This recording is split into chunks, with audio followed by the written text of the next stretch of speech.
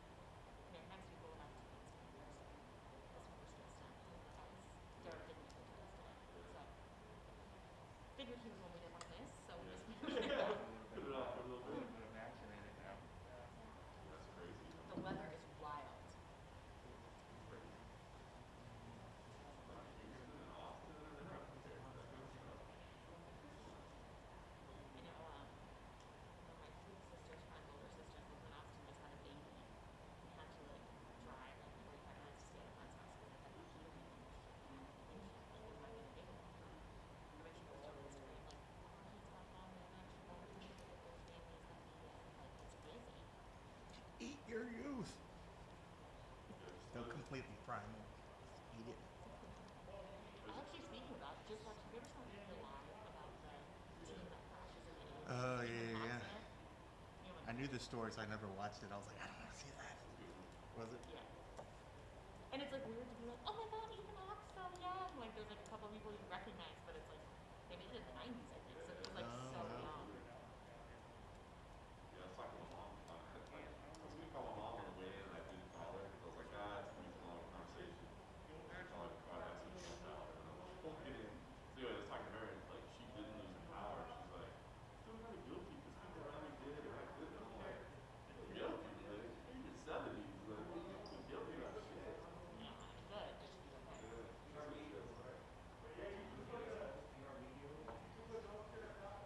Yeah, she said she does. For the weigh-ins or for over here? Kelly, if you need help, you can put it right here if you need to. That's Be nice.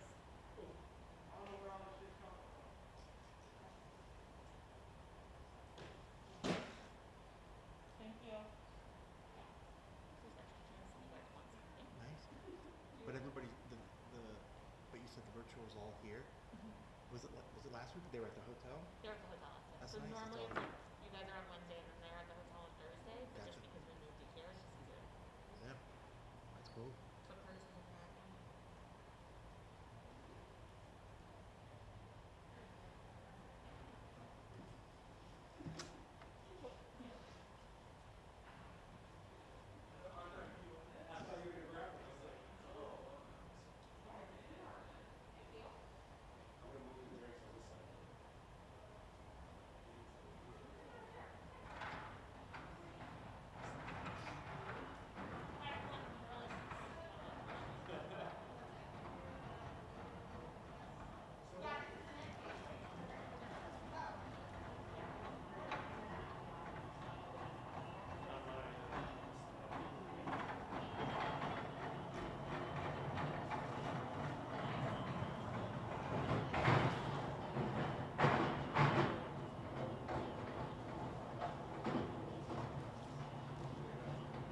Which spot? Morgan, are you on media or are you on guest? I might switch. Wi-Fi's getting a little wonky.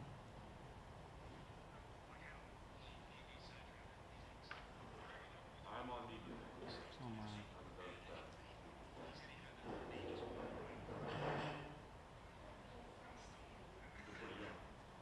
Media. She's 100 now.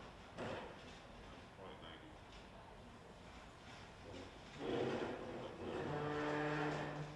Yeah, maybe I'll stay on it. Typically they have us do the guest here because I think media is further that way.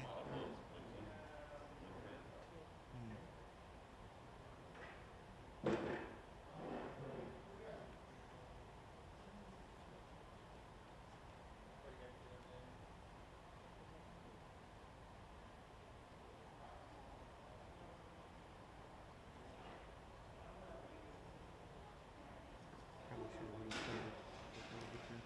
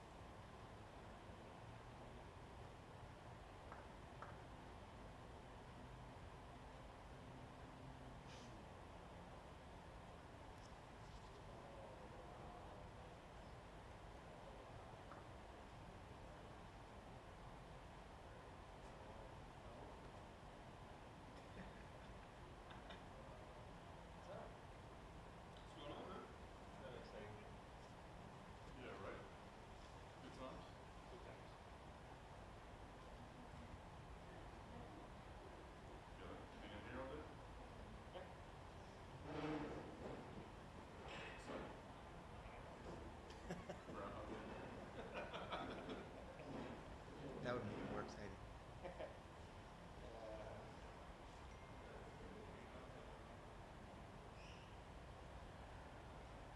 think it's virtual now. Yeah.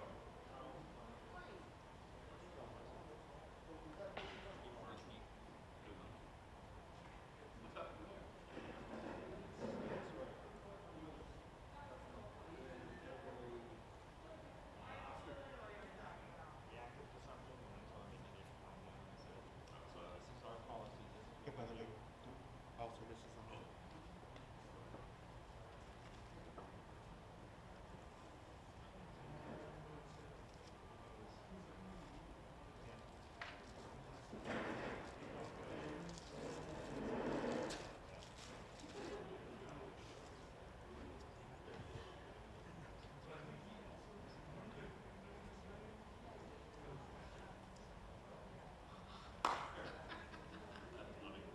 I completely agree.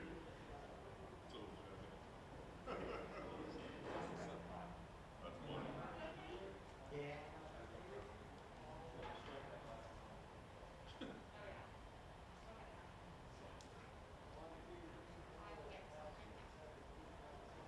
I tell Oscar, but he's got his headphones on.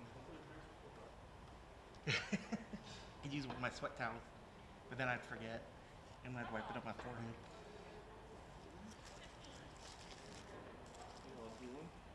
Is it bad that I took 2 of them? Seems that there are like 50 of them in there.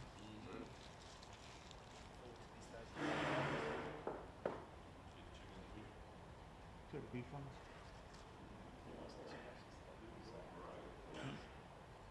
I was more like, oh, there's so many.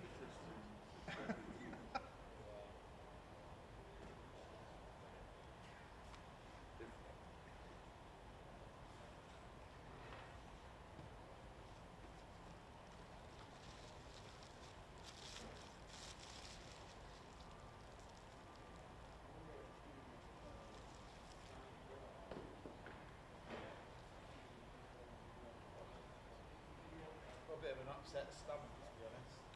Oh. But it might be something to do with the 3-day bender I've just done. Maybe. It certainly feels like it. I'll tell you one thing, like, I'm way more scared of getting further down. You already had it. I know. That's what I'm saying. Like, how much work would it be if you actually get it? If you ever had it, now you get it again. Like, physically, it's probably way worse. Then you gotta get the vaccine. Oh, as soon as I can. You can get it now. Kind of. I mean, They still, did. no, you have to wait 3 months. Oh, since you had it. Yeah, I think they'll probably, like in France, if you had COVID already, you only get 1 jab vaccine. Oh. So I assume that's science. That was made up. Thank you so much.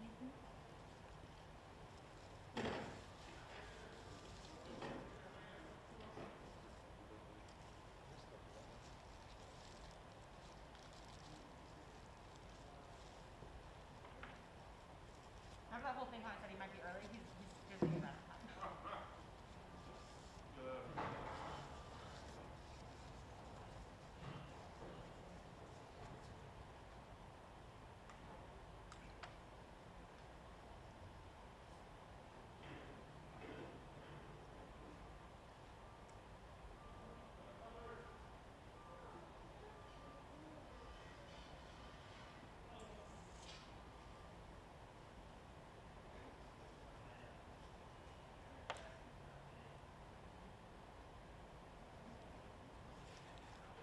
Where did you say they were doing the virtual meeting? Back there?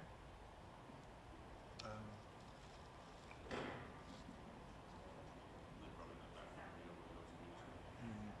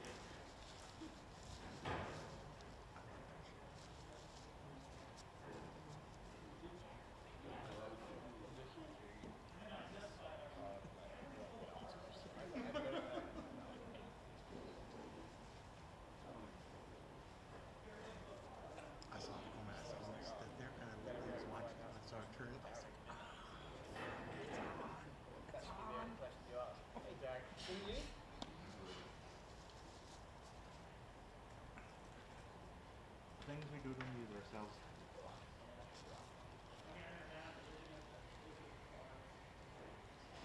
Is this Darrick Minner's debut as well?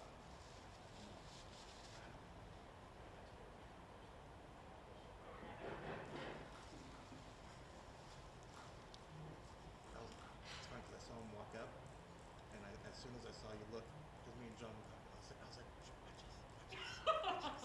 I was like, what? I turned around like, ooh.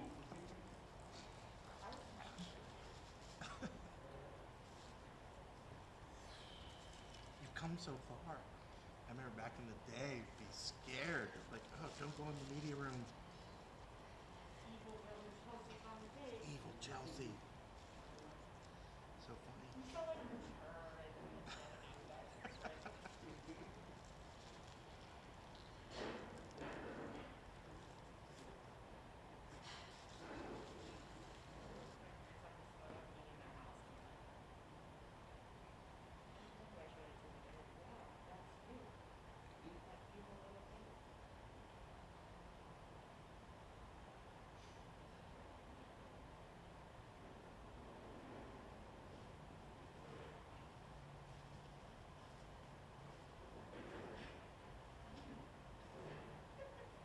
hilarious.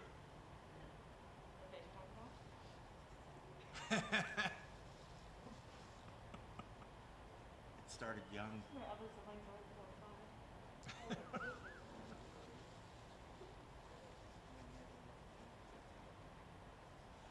Funny.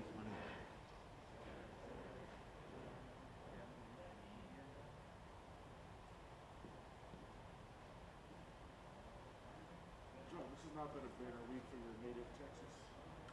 No, it is not. It is not. All the anti-California tweets coming back to haunt you.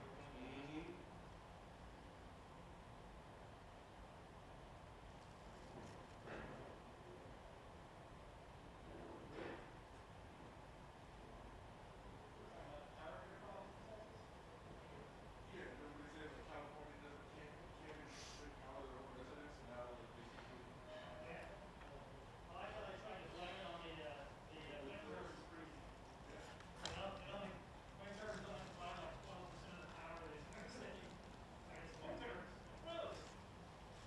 No. Ted Cruz went to Mexico.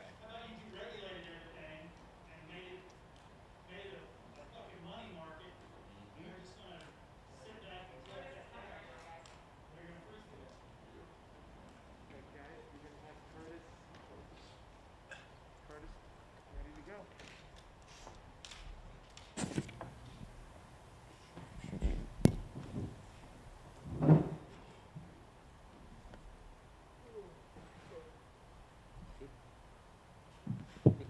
Curtis, first off, happy birthday. 30 years old now. You feeling all grown up now as a 30-year-old man? I am officially old now. And I got to think, man, I mean, there's nothing that you would rather be doing on your birthday than the media day, right? I mean, is this the best present that you've ever had? This is definitely an experience. I've never done this on my birthday, so I'll leave it at that. Yeah. When it came to rescheduling this fight, was there any part of you that said, Yeah. damn it, that's my birthday, stay away from that week? That's exactly what I thought. I was like, 'cause we already had plans. I was supposed to be in Chicago, hanging out with the fam, but it's whatever. Like, making money this weekend. That's cool, too. I mean, the celebration will be even better afterwards, right? Well, talk about fight week this week, man. Are you doing anything different than you did last time? I mean, taking like extra precautions, being careful. I mean, that was such a terrible experience, I'd imagine. I mean, the UFC is pretty much taking care of that. We're on, like, super lockdown, so this is, like, the only exposure I get. So unless one of you guys got it, I think I'm good. Fair enough. What was the last experience like for you? I mean, did you end up like sick at all, or I mean? No, I definitely had the headaches. That was rough, and I had the muscle aches and the chills and the fever and a bit of the fatigue, but I didn't get any of the respiratory issues, thankfully. Very nice. So it didn't really affect you physically. Were you able to return to training pretty quick, or did it take a little while? It was about 2 weeks. The first week was rough, but then the next week I was just it was like a precaution. I didn't want to bring it back into the gym and like spread it. So fortunately, I'm hoping you're not facing any long-term. You know, we hear about like Hamzat that's sick months later. Nothing for you? No, I'm fine. I feel bad for Hamzat. Hope he gets better because I really like to watch him fight, but no issues for me. That's good to hear. So talk about the rescheduling then. I mean, it took several months, right? Yeah. Were you hoping to get it done fast? What took so long to get this thing back together? No, I mean, we knew. I didn't want to jump back in there because we didn't know if there would be long-term effects. We were cautious of that, but after about a month, I think we started to talk about like the dates around Christmas, and then originally we were going to fight January 20th, and then it got pushed back to February 20th. So.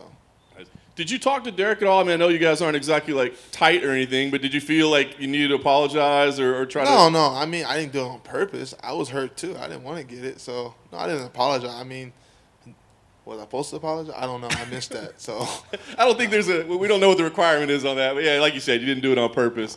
What about rebooking the fight? Was it important to you though to keep this matchup together? Yes. I mean, I wasn't scared that we weren't going to fight because who else was Derrick going to fight? So. And who else am I going to fight? So I was pretty confident we were going to get this fight again. You feel like he's going to stick to this boisterous claim of taking you down and finish you on the ground? Is he sticking to those claims?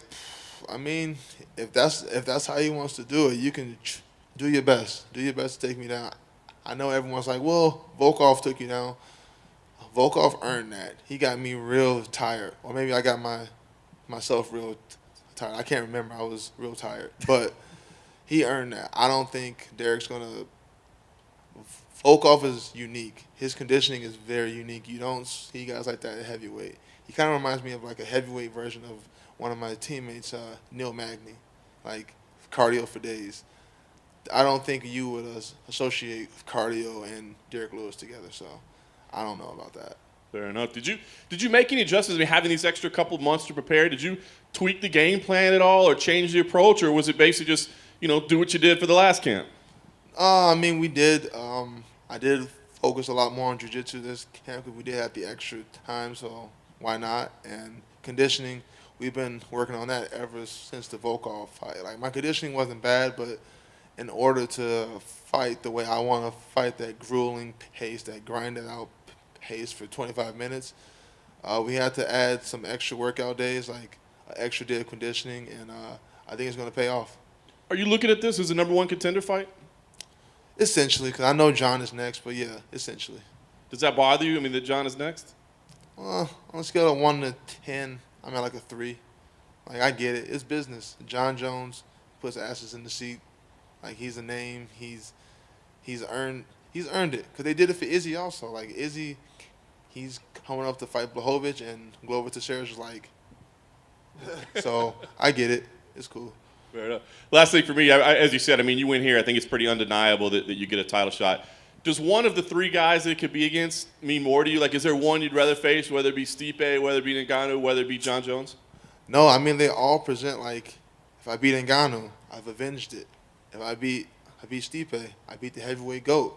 I beat John Jones, I beat a GOAT. So it's like, it's a win-win-win.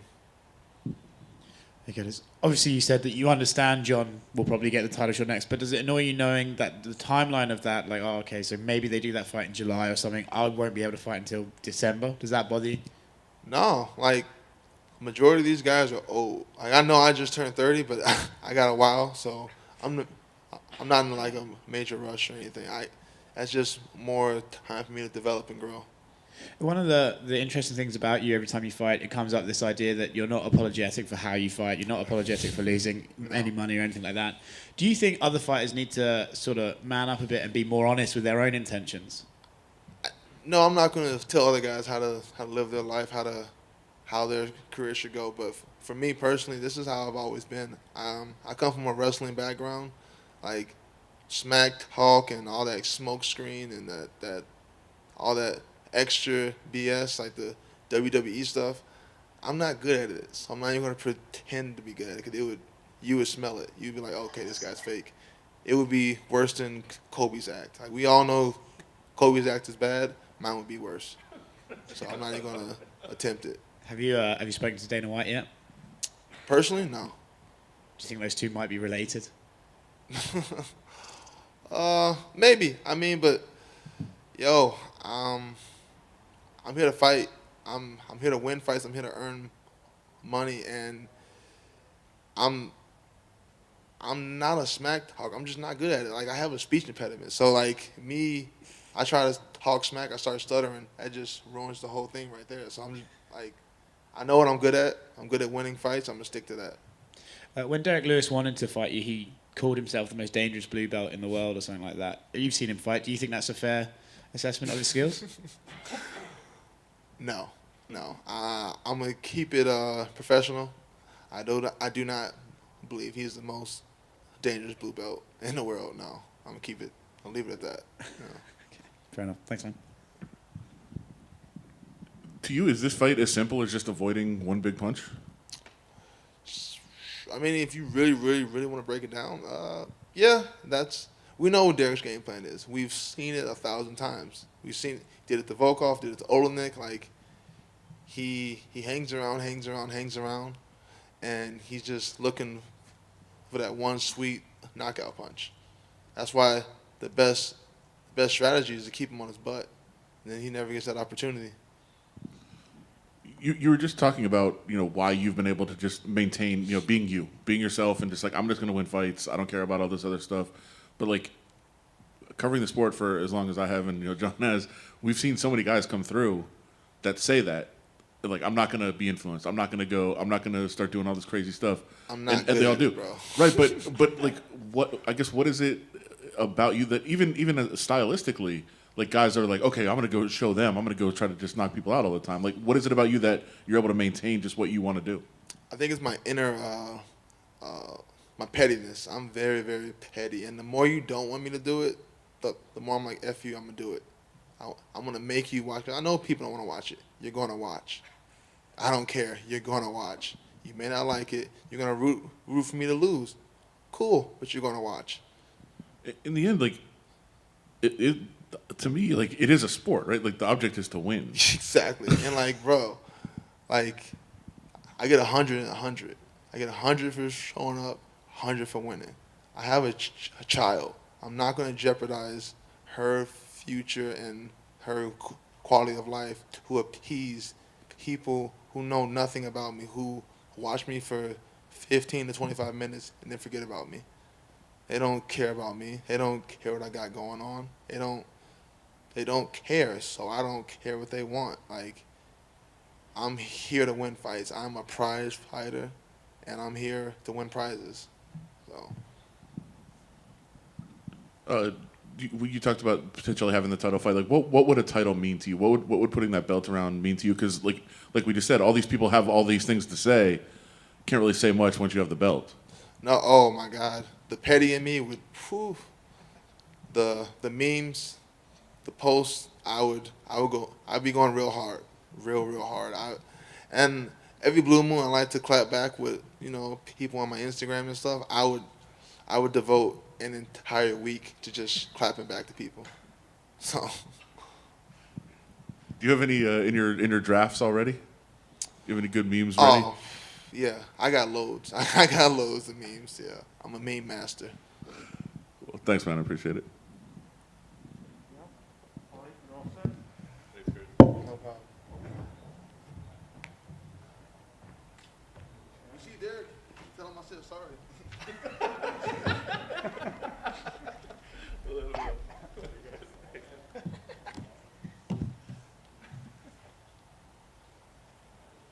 Please do that, John.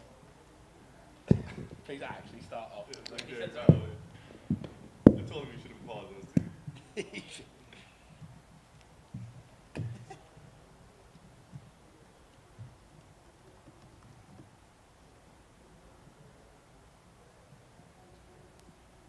I like Curtis, man. Interesting dude. I love him, man. I guess it's not for everybody, but I like his. He kind of reminds me like Kamari, where he is what he is, and he's like still unique in his own way. Kamara thinks he's a striker.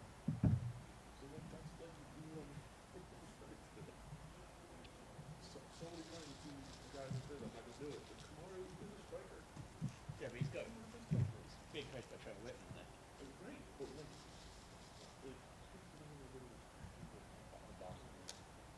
yes, Kamara went and trained. He's really good at it, but like he also was really good at what he did before. It would be funny if Kamari like fell in love with the striking, and that's what let Masvidal through the door like fucking get him or something. I don't think Masvidal could beat him in the striking anyway. I just think it's too tough. But if you're gonna give him the road to Oh yeah, quit, that's obviously that. get under his skin. You know what I mean? I think you could. It's 'Cause gonna be- look how Kamaru takes It's gonna be a everything. mental test. It's gonna be a mental test. Kamaru takes everything so bad, and then if Masvidal just acts like he's not scared of him at all, he's like, dude, he fucked up so bad, and like through the ultimate fight, just again and again and again. By the end of it, Kamaru could be a wreck. It's gonna be a mental test. I think he's mentally strong, but it's gonna be a mental test. Yeah, because even against Gilbert, I thought he started like shit, and you could tell that he was like, it's happening.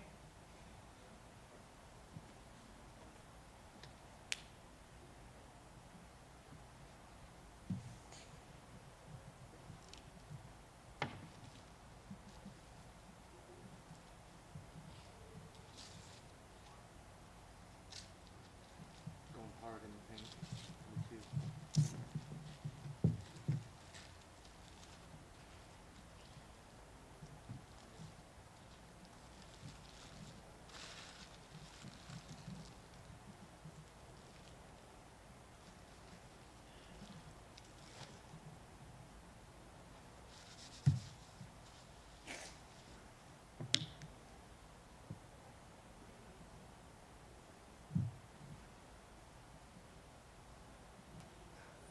Everybody was so worked up about Ted Cruz flying to Cancun last night. I was only obsessed with, I tweeted, but like, he was eating ramen noodles in the United Lounge before he left. The greatest thing ever. He's actually drinking, that's a noodle. Didn't his whole PR, they just refused to comment? Today? No, they talked about it. They lied. They said that his daughter's friends were all down in Cancun, and they wanted to visit him, and so Ted was like, "Okay, I'll fly you down there so you can hang out with them, and I'll fly home." Which is a total. He had like 4 suitcases. Yeah, right. I was courtesy he landed, Good. realized someone else was Yeah. pitched some Yeah. video. I mean, you know, he's not a trash talker, but he's Hate that guy. confident. I like when it's subtle. I'm not a huge fighter fan of wrestlers, but like I like watching them. Oh yeah. I love them. I remember Dana taking him. He's young. He's talking about taking a break. Which is Remember? Yeah.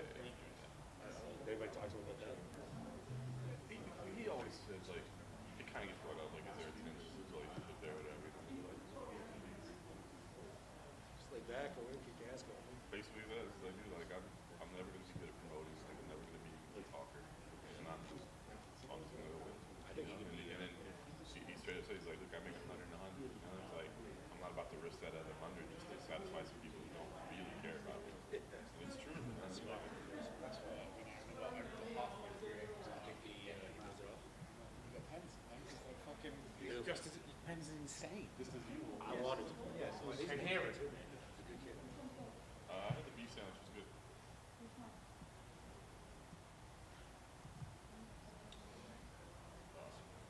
was good. I mean, there's no way not. No spirit. Sometimes.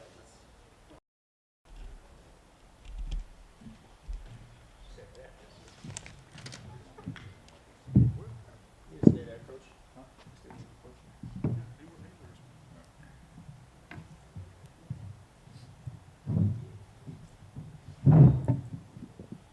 Hey, what's up? Charles, I know you wanted to fight in Vegas forever. Now you've gotten to do it twice, but do you feel like you've been kind of robbed of the actual Vegas fight experience? Yeah, a little bit. I mean, there's no real crowd in attendance, which is one thing. But I mean, I fought a couple times during the pandemic now, so it's gonna be my third fight during all this, and I definitely miss the fans. That's my favorite thing. I think I feed off the fans, obviously being undefeated in Boston. Undefeated with the 3 wins, having the record of most all-time wins at the Boston Garden, passing Conor McGregor, is something I take a lot of pride in. And I think a big part of that, even the come from behind win versus Manny Bermudez, like that's I really feed off the fans. But it is what it is. I'm used to it now. It's gonna be my third fight during the pandemic, and ready to go Saturday night. No doubt. You got the win over the summer. Then I think like 8 months to turn around, right? Was that by design? What took so long to get booked again? Man, I was ready. I told the UFC I was ready right after the win over Kevin Aguilar. I was ready. The only thing I could understand, just talking to my manager, Jason House, I think it was just that I fought back-to-back, and they had a lot of guys to catch up in the UFC. You know, the international, the Abu Dhabi guys. You know, I fought. This is going to be my third fight during the pandemic. Some people haven't even fought yet. So that's something that, you know, I understand. But I did tell the UFC after Kevin Aguilar I was ready to go. I don't know, but I've been in training camp for 6 months for this fight, so I've been ready. I'm always ready for the call on short notice. I'm always ready for the fights. Never turned down a fight with the UFC. So you know, even starting with my first UFC fight versus Dennis Seaver, I took it. You know, I was 9-0 with all first round finishes going into the UFC, and you know, it was my first fight was on against the number 9 guy in the world, Dennis Seaver, in Stockholm, Sweden, and I got a fight of the night bonus, and it's, you know, I mean, that was, you know, I cut like 33 pounds in 5 days for that. So all this is easy after that. Yeah. I know you'll take whoever they give you. They give you the name Derrick. He's a veteran of the game, right? But kind of new to the UFC. Did you know him at all? Did you know anything about him? Yeah, they actually brought his name up about 6 months prior to that for a short notice fight. I accepted. I don't know if they gave him some other options and he didn't take it or what ended up happening. I think one of his opponents fell out. They called me. I accepted it, but I don't know if they gave him like someone else or whatever. But I heard his name before, so I looked him up, and man, I really love the matchup. I mean, the one thing about Darrick is you can say for sure whether, you know, aside from his skills, is that he's entertaining, and this is what it is. We're in the entertainment business. This is the UFC. You know, there's some guys that are in the that aren't in the UFC that are, you know, talented and very good, but you have to be entertaining. Your fight style has to be like that. So I'm aware of that, and that's one thing Darrick is. He's entertaining, and he comes for the kill, and he's a fighter. So I'm excited to get in there and lock doors with him Saturday night. He's got this incredible track record of submissions, right? I Yeah. mean, was there, when you look at him on tape, is there anything that he does that's special? I mean, that no matter who you're fighting against, that number of submissions is incredible. Yeah, for sure. But the one thing I also notice is his submission losses too. So as many submission wins as he has losses. Like, I think he has 8 or 9 submission losses. So that's something obviously I don't have any submission losses. I've never been submitted in my entire career as a mixed martial artist. So I do see in him, though, you know, he has a nasty guillotine. He's won a lot of fights with guillotine. I brought in a special training partner, Gaston Menzor from Chile. My roommate, Jose, introduced me to him. And on a surf trip, he met this kid one time at a jiu-jitsu gym in Chile. And he's like, Charles, he came back from the trip. He's like, I got this kid, man. He's like the best jiu-jitsu guy I've ever seen. I'm like, where's he from? He's like, Chile. I'm like, I don't know about that. I'm like, let me see. So he brought him down just for kind of, you know, brought him down to come train with me. And man, even though he speaks no English and I speak very little Spanish, we became best friends, and he's with me for this fight. You're going to see me in my corner, and it's pretty special. And the reason I think he's special for this fight, and I brought him in and flew him in from Chile, is he has the best guillotine I've ever seen in my life. And, you know, I've trained with the best of the best for years after years, American top team. I've been around the world training, you know, black belt in jiu-jitsu, and this guy is the best guillotine I've ever seen. So I'm going against a guy that has an extraordinary guillotine, so we brought in a special training partner to train for that. So I'll be ready for that silver bullet he has. Nice. Last thing for me, you know, you talked about Darrick being exciting. I think you have that same reputation as well, but I'm curious. I mean, you're seeking your first 2-fight win streak in the UFC, right? So what would you rather take? If you had 2 choices, it's a super boring fight that we never want to see again, but you get the win and you're on that win streak, or it's another fight of the night loss. Which one do you take? I mean, I'm not taking the L no matter what, but I'll tell you what. All my losses, 3 of my losses are fight of the night bonuses. So you better believe I'm coming to fight, and that's the one thing with me. I'm a fighter, and I come to fight to the death every single time. You guys have watched every single one of my fights. You haven't seen one fight, and you won't see one fight that is not an entertaining fight. You know what I'm saying? So that's the type of fighter I am, and I'm gonna be going for the kill from the beginning to end, and at the end I expect to have my hand raised. So Charles, you just mentioned it's been a little while since we've had 2 back-to-back wins. Does that ever play on your mind at all, or do you ever feel like, I can't get the momentum going? Does it ever bother you? Well, what plays through my mind is I have had back-to-back wins. Just the judges didn't see it that way. So even though I didn't have, on paper the back-to-back wins, like I know the performances I had. Like, it's so tough to go back and go through those fights. Like the Dennis Seaver fight was a close fight, very close fight of the night fight. But I took that on 5 days' notice, and short notice fight against the top guy on the planet a little early in my career. I was only training MMA for 5 or 6 years when I took that first fight, and then going back to the AR fight, a fight I thought I won split decision, lost in Mexico, and then against Shane Burgos, I lost by TKO, and I was winning the first 2 rounds, and he dropped me with a good shot. I'm back on my feet, swinging back, and the ref jumps in as I'm in an exchange, a heated exchange on my feet in a UFC fight, swinging back. The ref jumps in the fight, and I'm like, "What are you doing?" Like the second he jumps in, "Oh, I thought you were hurt." I go, "Well, I'm not. Like I'm winning the fight. What are you doing?" He's like, "Oh, sorry." He just looked at me and said, "Sorry." I'm like, well, it doesn't, it takes a win off my record, but that is what it is. I don't make excuses. I go in there and the fight. I'm going to be ready for this one coming up, and I'm going to look. This is the way the story was supposed to be written. It wasn't supposed to be the way it happened. Those losses are what it is, but I'm just excited to get back in there and get this consecutive win streak going and build on it.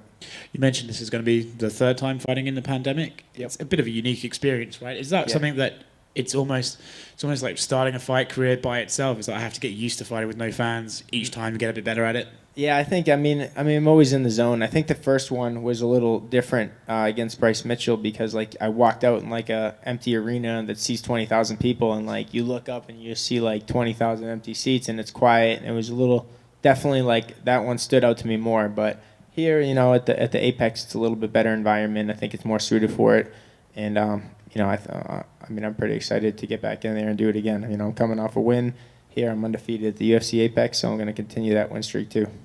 You mentioned this has been a 6-month camp for you. How do you get through something like that without getting destroyed?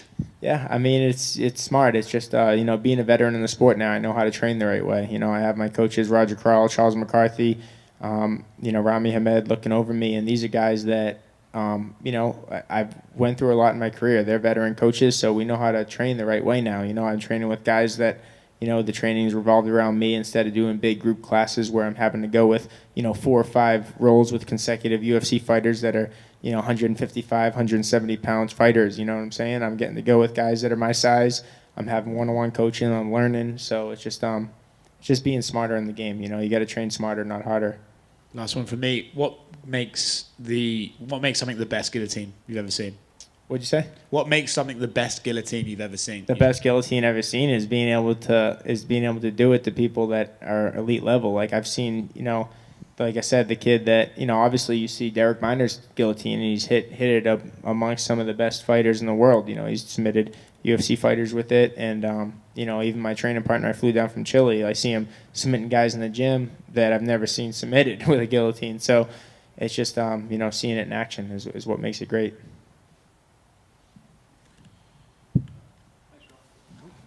Good. Thank you, guys. Thank you, sir.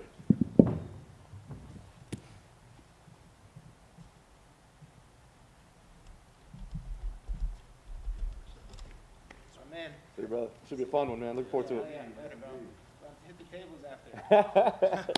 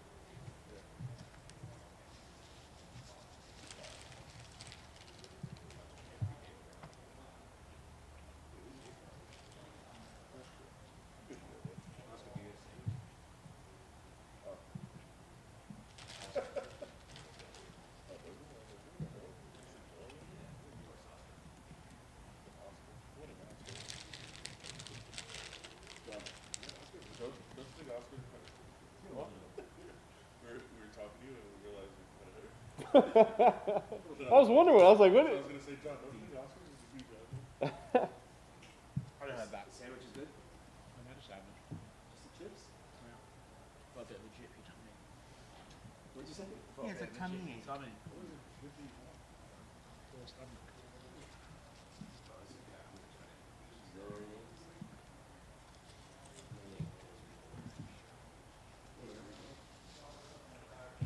What beach?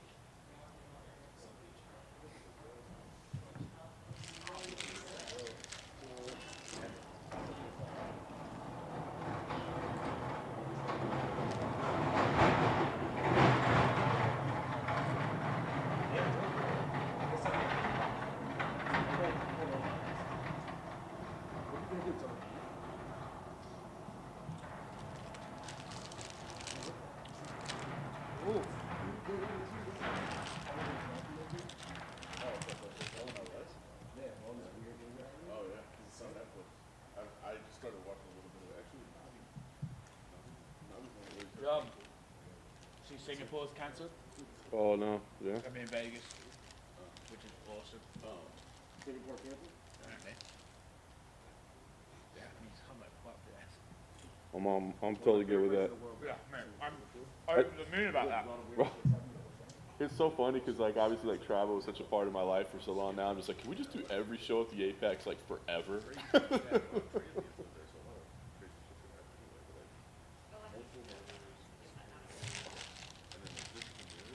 Yeah, he's not a long-winded guy. Well, it's also like, I don't want to go to Singapore and then have to stay in a hotel. Like that.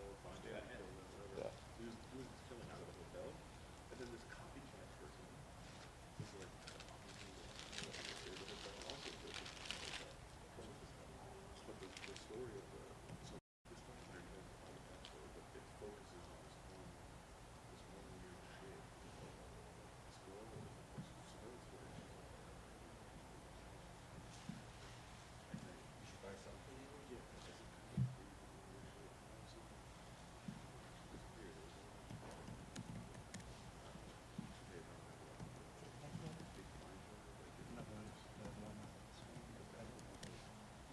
You know what? I could. Got headphones.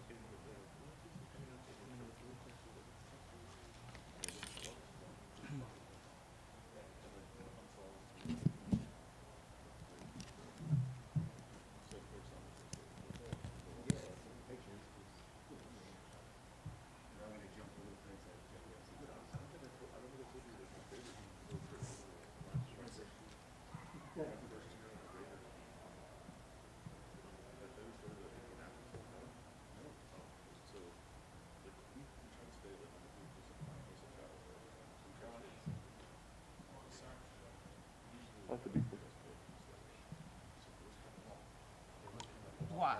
Just checking out your beef. What did you have?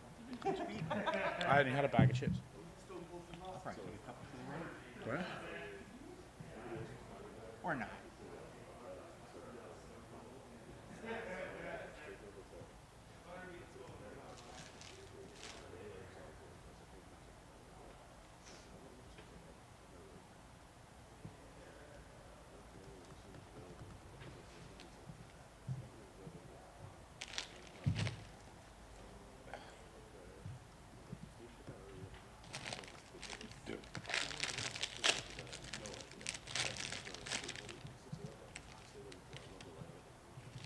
Did Bellator ask you to be part of their rankings, John? I am. You are?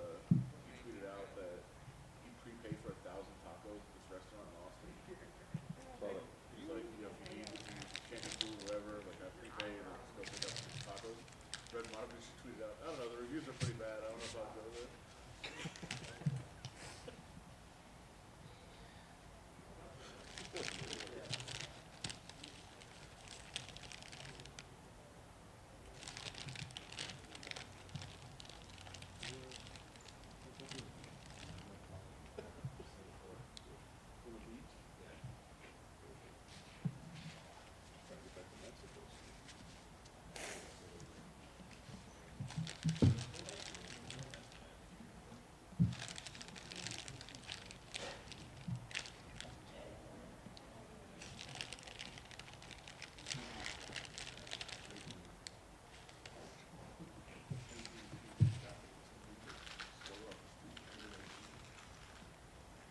up, brother?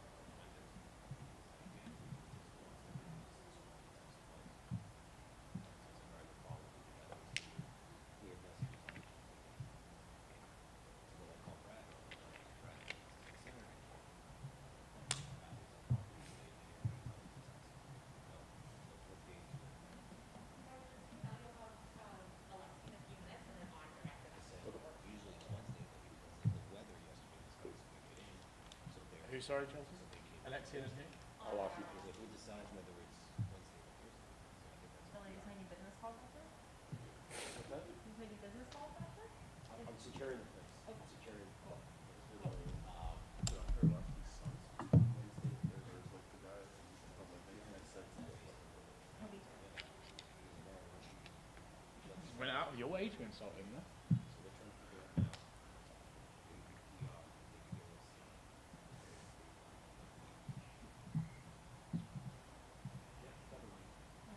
Alright, girlfriend? Yeah, Chelsea, what day do you know when the press conference? Is it always on Wednesday? Because of bullshit. This was always on this evening. Yes. Yeah, so when I emailed you guys, it's right when we made the decision. Moving forward, it's gonna be Wednesday unless there is Situation. situation. Then you will. Because we have athletes coming out here training, but we want to make sure they're done the night before, not just once a week, the night before. It needs to be trained. So if they're gonna come in the day of athletes, they need to test one night before. Yep, So for they sure. need to have their Saturday test. Something else. Yeah. Right? Yeah, that's what it is. So what we need to do is sit down with Brad and tell him, one, he needs to get us a list because last time it was 18 that showed up. You the same as me, where you see someone's died and you're like, good, like Rush Limbaugh. I was like, awesome, that made my day. we actually had that debate yesterday on the radio show. Like, what's the proper reaction when it comes to the asshole die? Good. Wish I was there. Good. I fully, Still have family. I don't care though, they can die too. I fully intend on cracking a beer open the day Trump dies. I don't give a fuck. Ted Cruz, wish he was dead.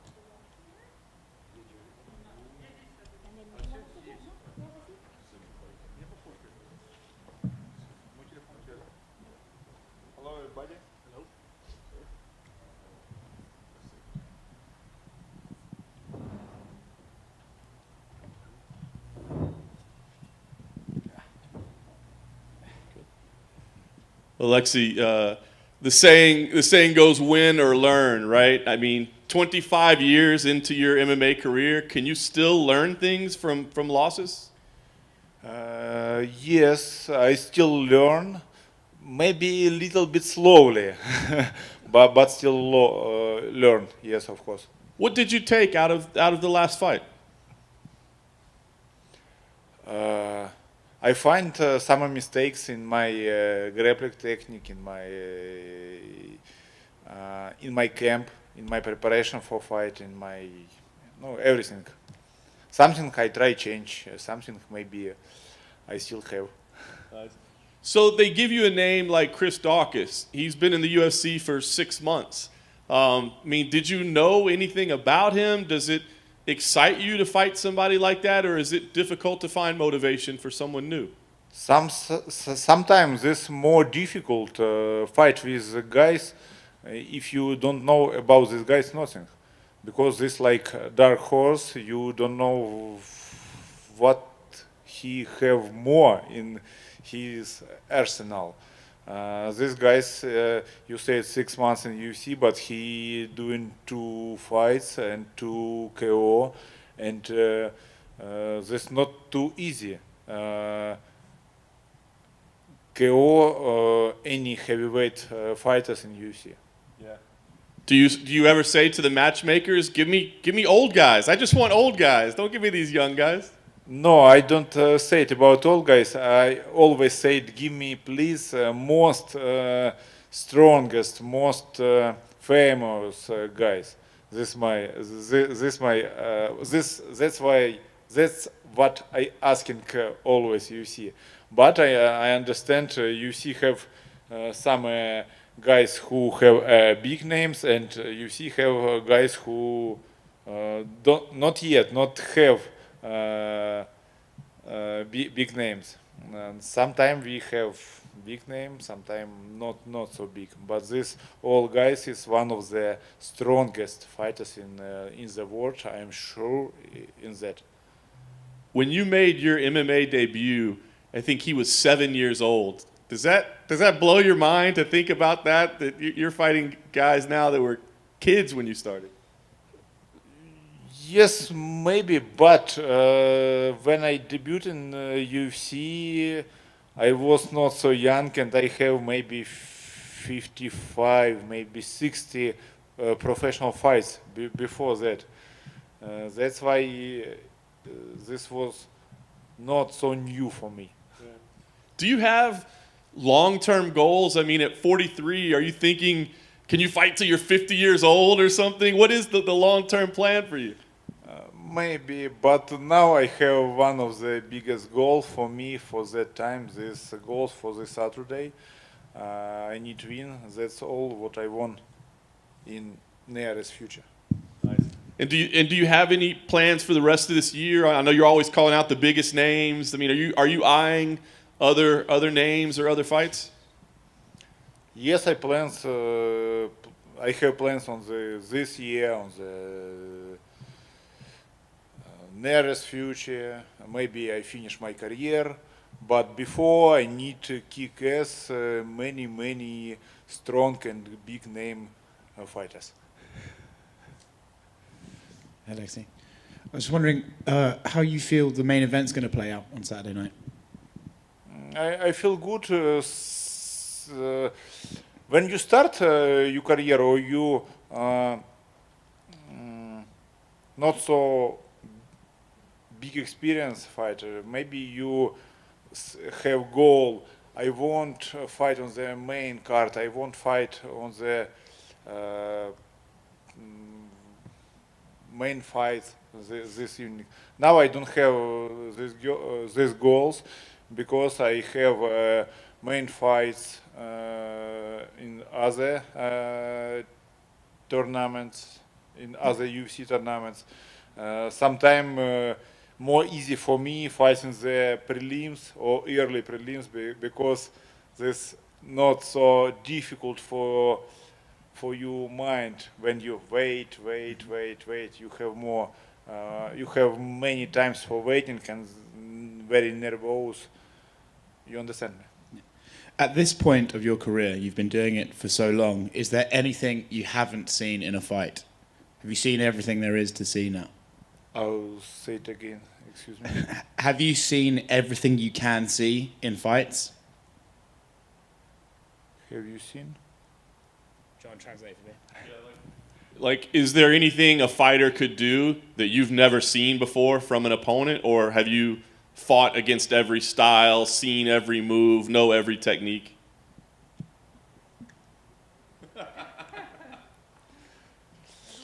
We'll do it now. Sorry, we'll do it. I almost understand, but not understand. Sorry. It's okay. Do you want to fight Derrick Lewis again? Is that a fight you would like to rematch?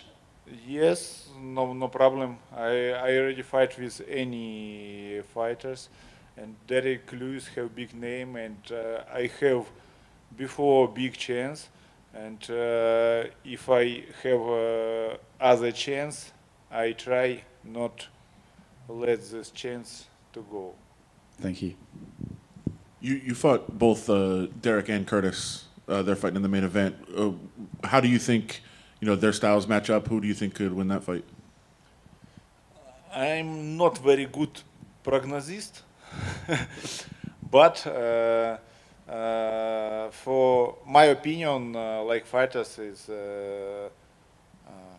Curtis Blaydes is have more chance for winning this fight.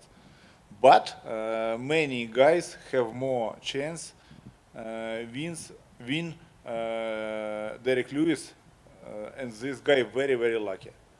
I don't know. He lose, and to fight win. He lose and win. He lose and win. My opinion, many times. How hard does Derek hit?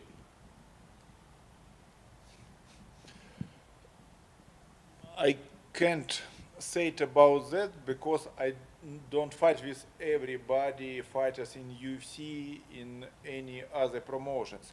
I fight only 74 times and 55 times on and fight 50 times on combat sambo.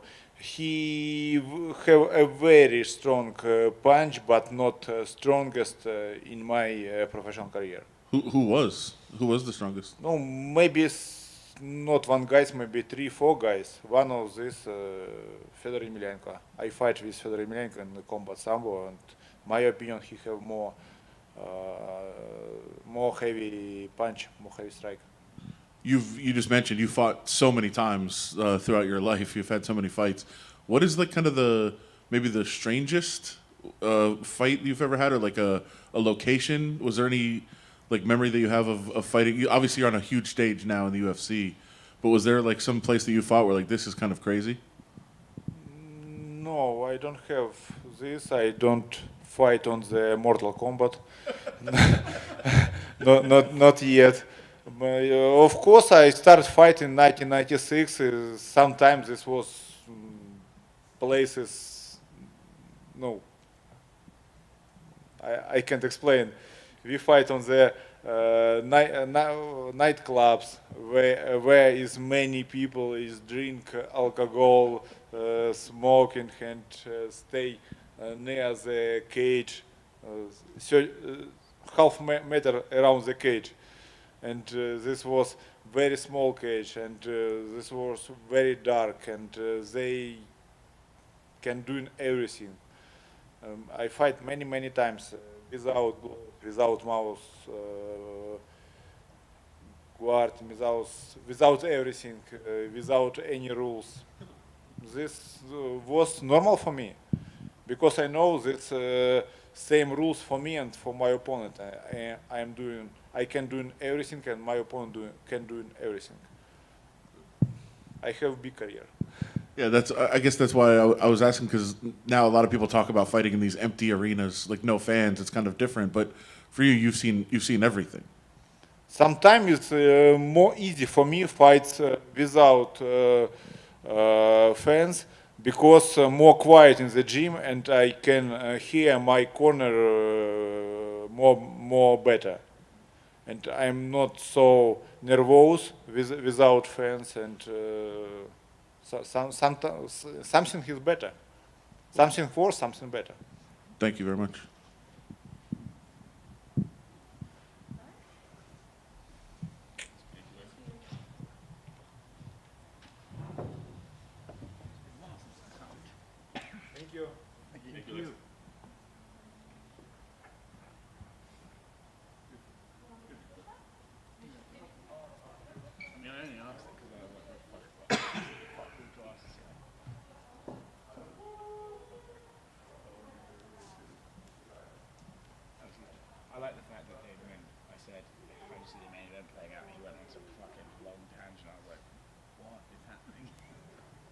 And then, yeah, the whole time he was talking, I was like, what does he think I said?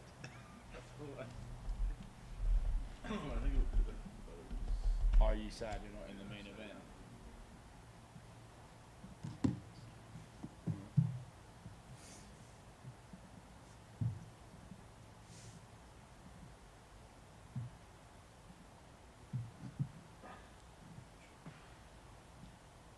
Oh my days, that's a great goal.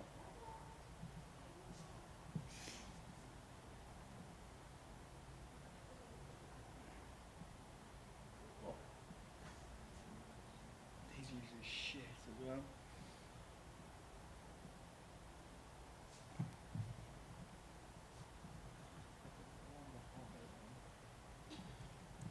It's actually an interesting scrap, man.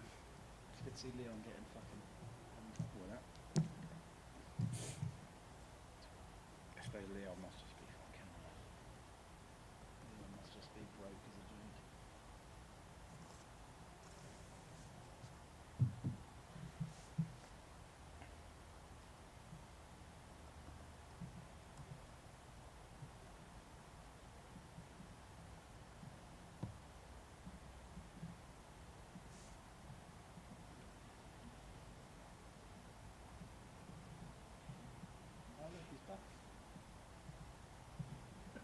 Luckily, he's a good thing he packed 2 different masks for his overnight trip. Why did he have so many suitcases?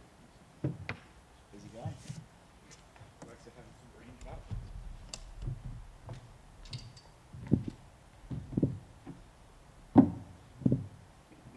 Kind of heavy in your fashion.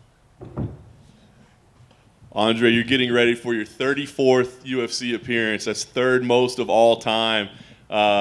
I mean, is that a big number even to you? Is that like an impressive statistic to think about? Very good about statistic. My striking coach, Paulina Hernandez. I don't really pay attention. I just know I have to train hard, fight hard, and keep winning. When you got into the UFC, I mean, years and years ago, did you ever think, I'll do this 34 times? I bet I can make this walk, to this UFC cage 30 plus times. And obviously, I'm imagining there'll be more after this. If I wouldn't leave UFC back in 2005-6, it probably would be like over 50, but 34 is a good number too. Yeah. Is it even more impressive at heavyweight? I mean, you think about what a dangerous division it is, right? Where everybody's got knockout power. To have the type of lengthy career that you've had at the highest level. I mean, is that even more impressive? It's very impressive, and from my own experience, I know that heavyweights have some power. One punch and a good night. So, yeah. You recently celebrated a birthday, right? 42 years old now? Yeah, 42, yeah, on the fight date is going to be exactly 15 years difference between me and my opponent, and in the previous interview I said that hopefully Dana White and Las Vegas PD not going to charge me with child abuse.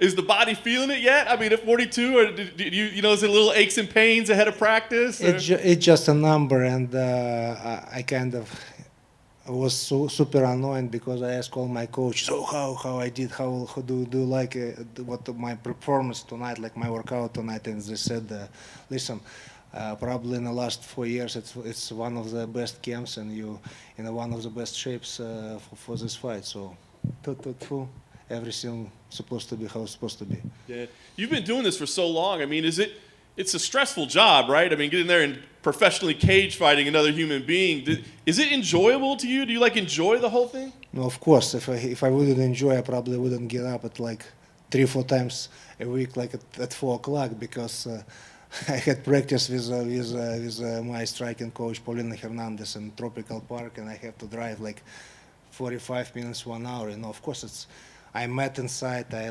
super negative. When I came, he said hi. I said no hi. I'm super upset because it's so early. But no, I remember what once my former jiu-jitsu coach from Chicago, Dino Castells, told me, discipline is remembering what you want.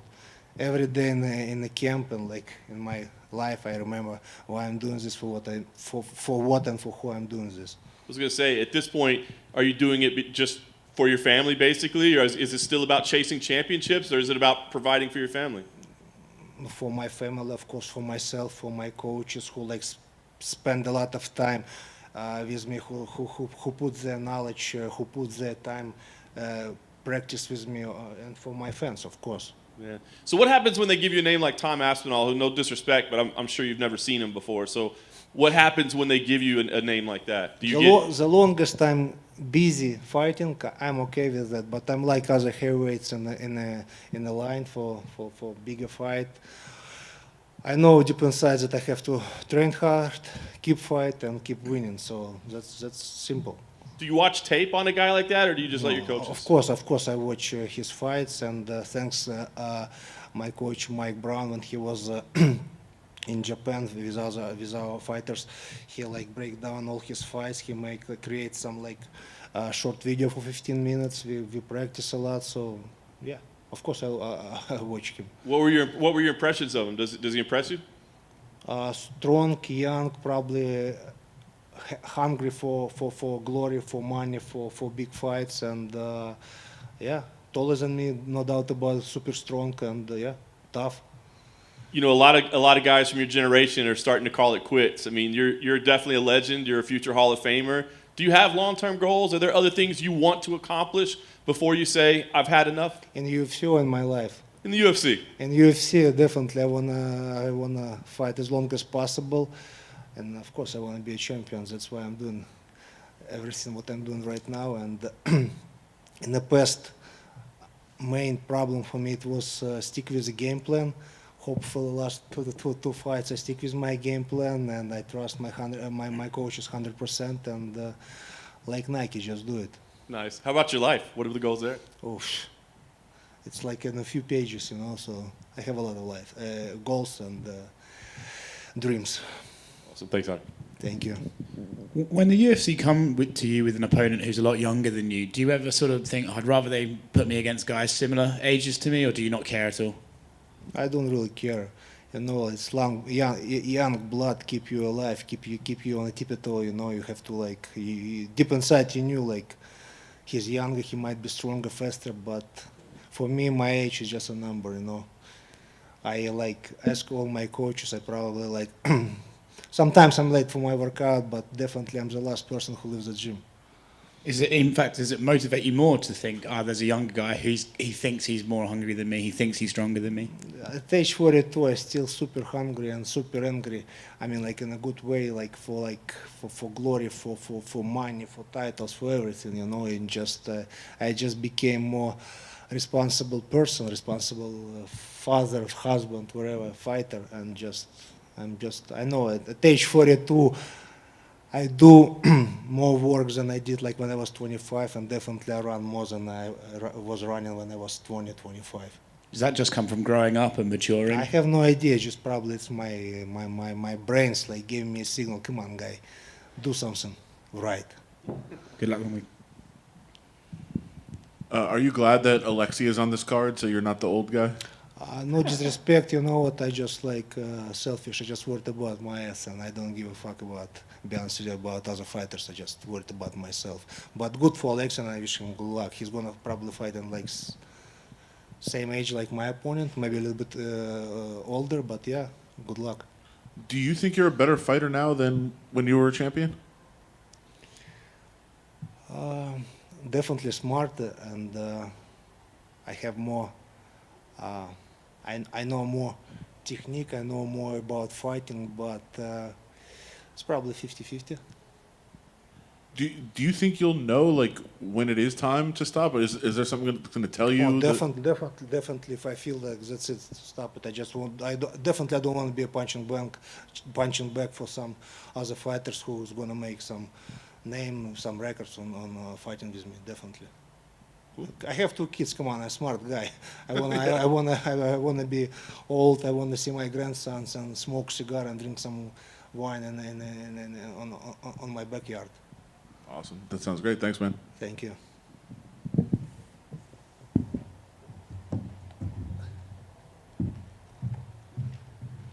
Thank you. Thanks.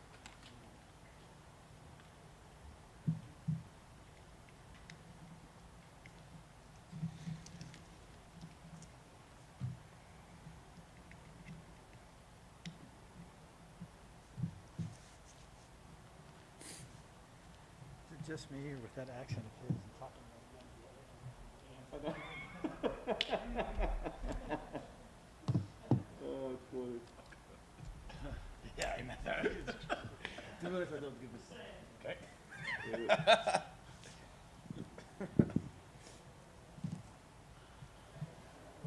John, to be honest, I was just Look all right, very much. okay. I was just trying to joke, but He said it in a nice way.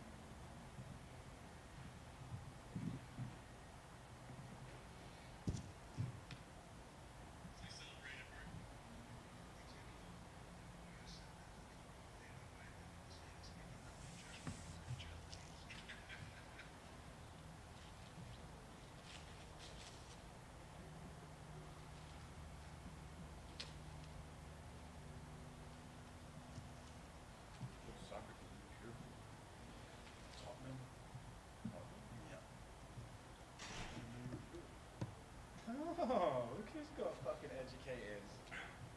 Yeah, I know. Spurs fan. But not Jewish.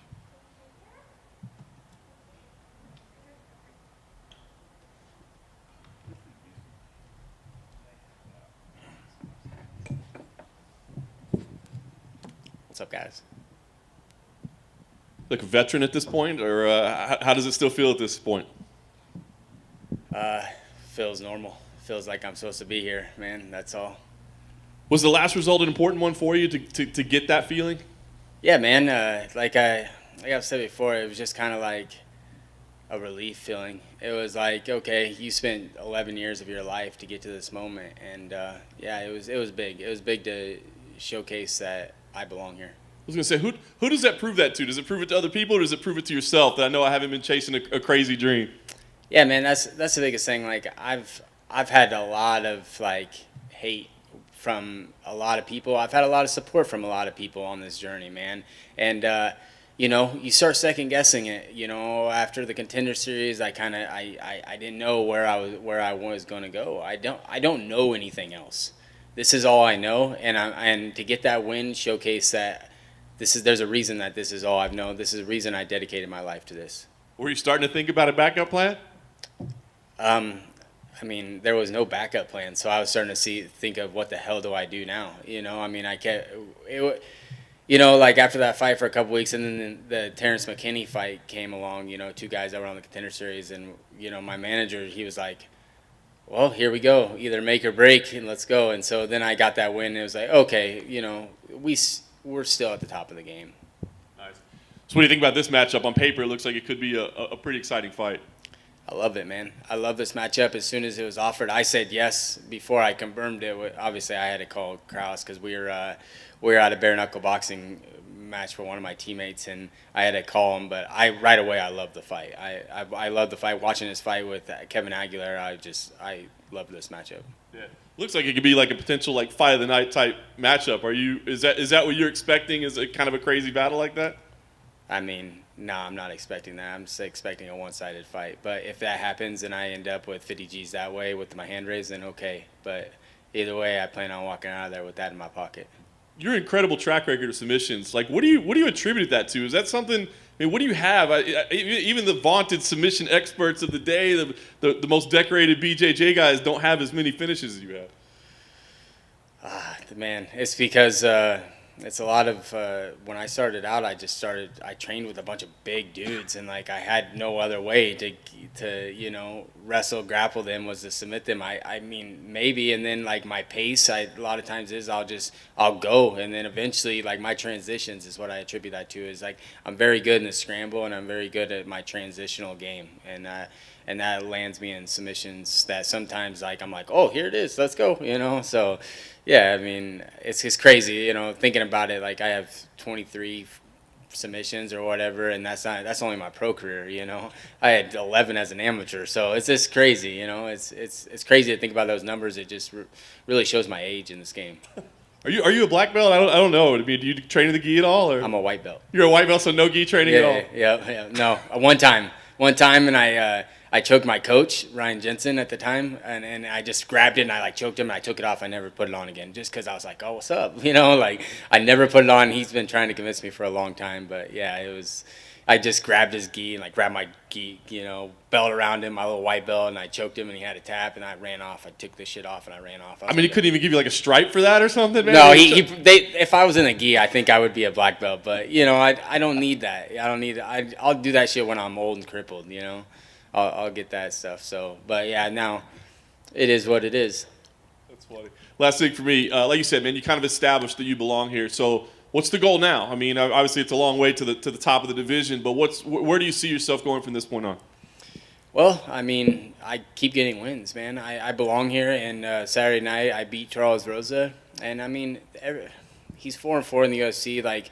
But he's been around for a long time, I think, is why he's got this name. I don't understand why he's got, you know, like he beat a fat and out of shape Kevin Aguilar, and that was his biggest win of his career. I mean, that dude was chubby, man, like, and he was out of shape. Like, I don't understand, like, but he contributes that to the biggest, you know, and then he hangs his hat on like, oh, I went to split it in with Yair Rodriguez. That was his UFC debut. I mean, you know, I mean, I just keep climbing the ladder. I've been here a lot of times. I'm the underdog again, and you know, I hope you guys keep counting out because my buddies, myself, I keep making a bunch of money on myself. So let's go. It's funny you mentioned that. Has that been bothering you in the lead up to this fight? The fact that you're the underdog? No, man. I was a plus 300 some against TJ Laramie, who's a 22-year-old kid, man.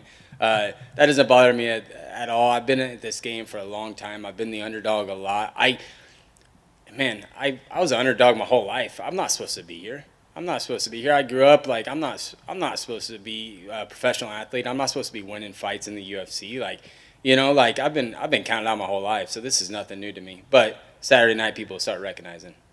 You mentioned about, you know, we're talking about long-term goals and stuff. You mentioned the amount of submissions you have. Do you start thinking about submission records and maybe if you can get another 10 or something like that and set some UFC records?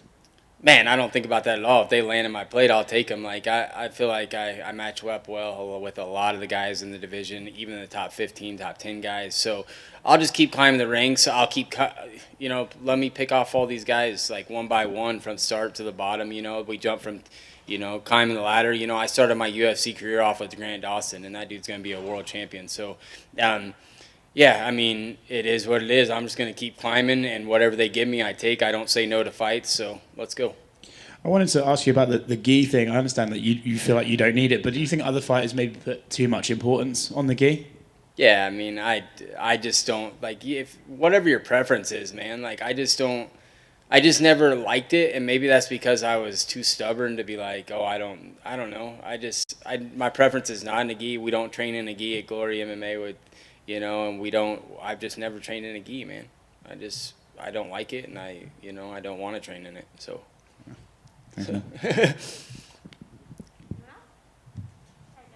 All right, let's go. Thank you, guys.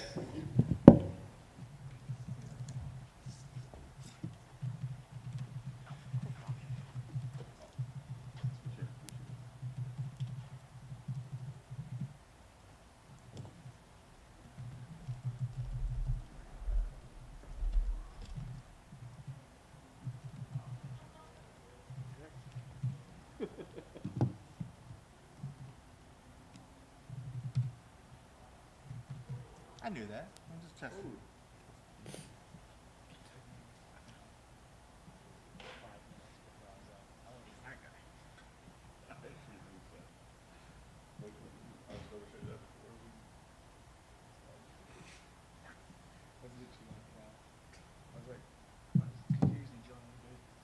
Says their name and then he didn't. I'm like, oh, fuck. We're trying to work out who it was for ages.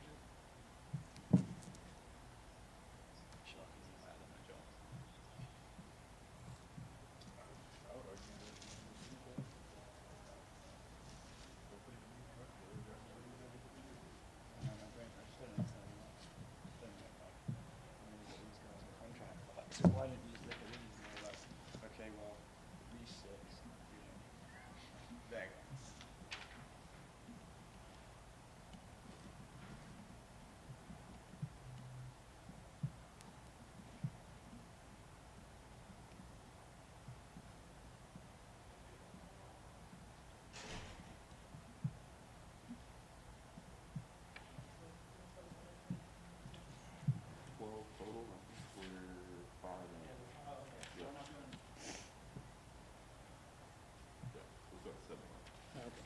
Yeah, the card got shot. It's just not just the main card. It got kind of moved around a little bit.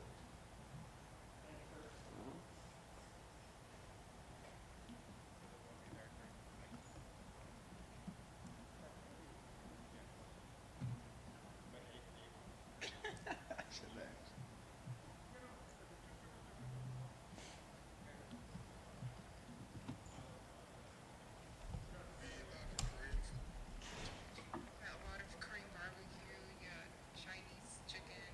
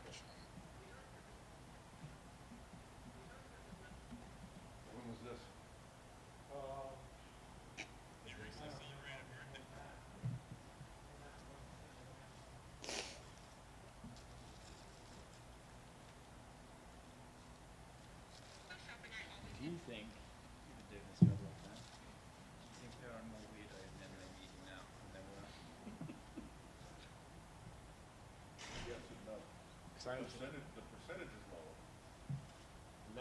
Less freaks. The percentage, there's more freaks, but the percentage is lower. And then there's more non-freaks as well. There's a lot more people fighting. In the beginning, there's definitely freaks, but like, also everybody's definitely freaks, so it's different. Anyone who's not me is like what I consider a freak, really. Well, Yeah, ding. Next. who's the guy that looks like Sabatini? Oh, fucking Rodney. He doesn't. That's actually a great question, John. What do you think? More freaks now, or when we first started covering them? You know, immediate. I like your angle. I like your angle. Like a smaller labor. Yeah. Also, there's like, I think like a few of the freaks can't get here though. Mostly from Canada, but they can't get down. True. True. I mean, like, I won't include everyone. Which one did you get? Buffalo. Trying to like, I don't want to include everyone. But like, I really like the one kid. Wait, what's his name? He asks a lot of questions. Oh, great. Yeah. It's amazing, I know them all like immediately. He's a very nice kid, but.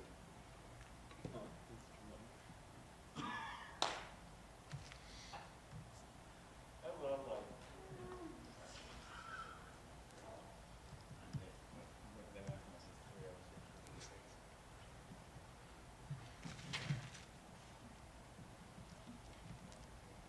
Did they change the order around, John? Yeah.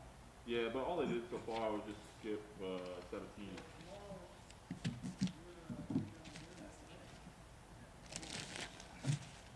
We landed on Mars? Yeah. I didn't even know that was going on. What's that? They landed on Mars. Oh yeah, the Rosa. Yeah. I had no idea what was going on. In what respect? What landed on Mars? We have like A rover. a rover, yeah. Couple years or something. Yeah, that's it. Oh, it's in search for life. When they find life in space, how's the religious going to react? Well, I would say based on our first photos, there's not life there. Well, it depends what they mean by life. Like bacteria. There's not like Martian No, society. yeah. Or like bacteria. Sure. That counts. Then what? Hopefully society just evolves further. Which number should we send it? Photograph?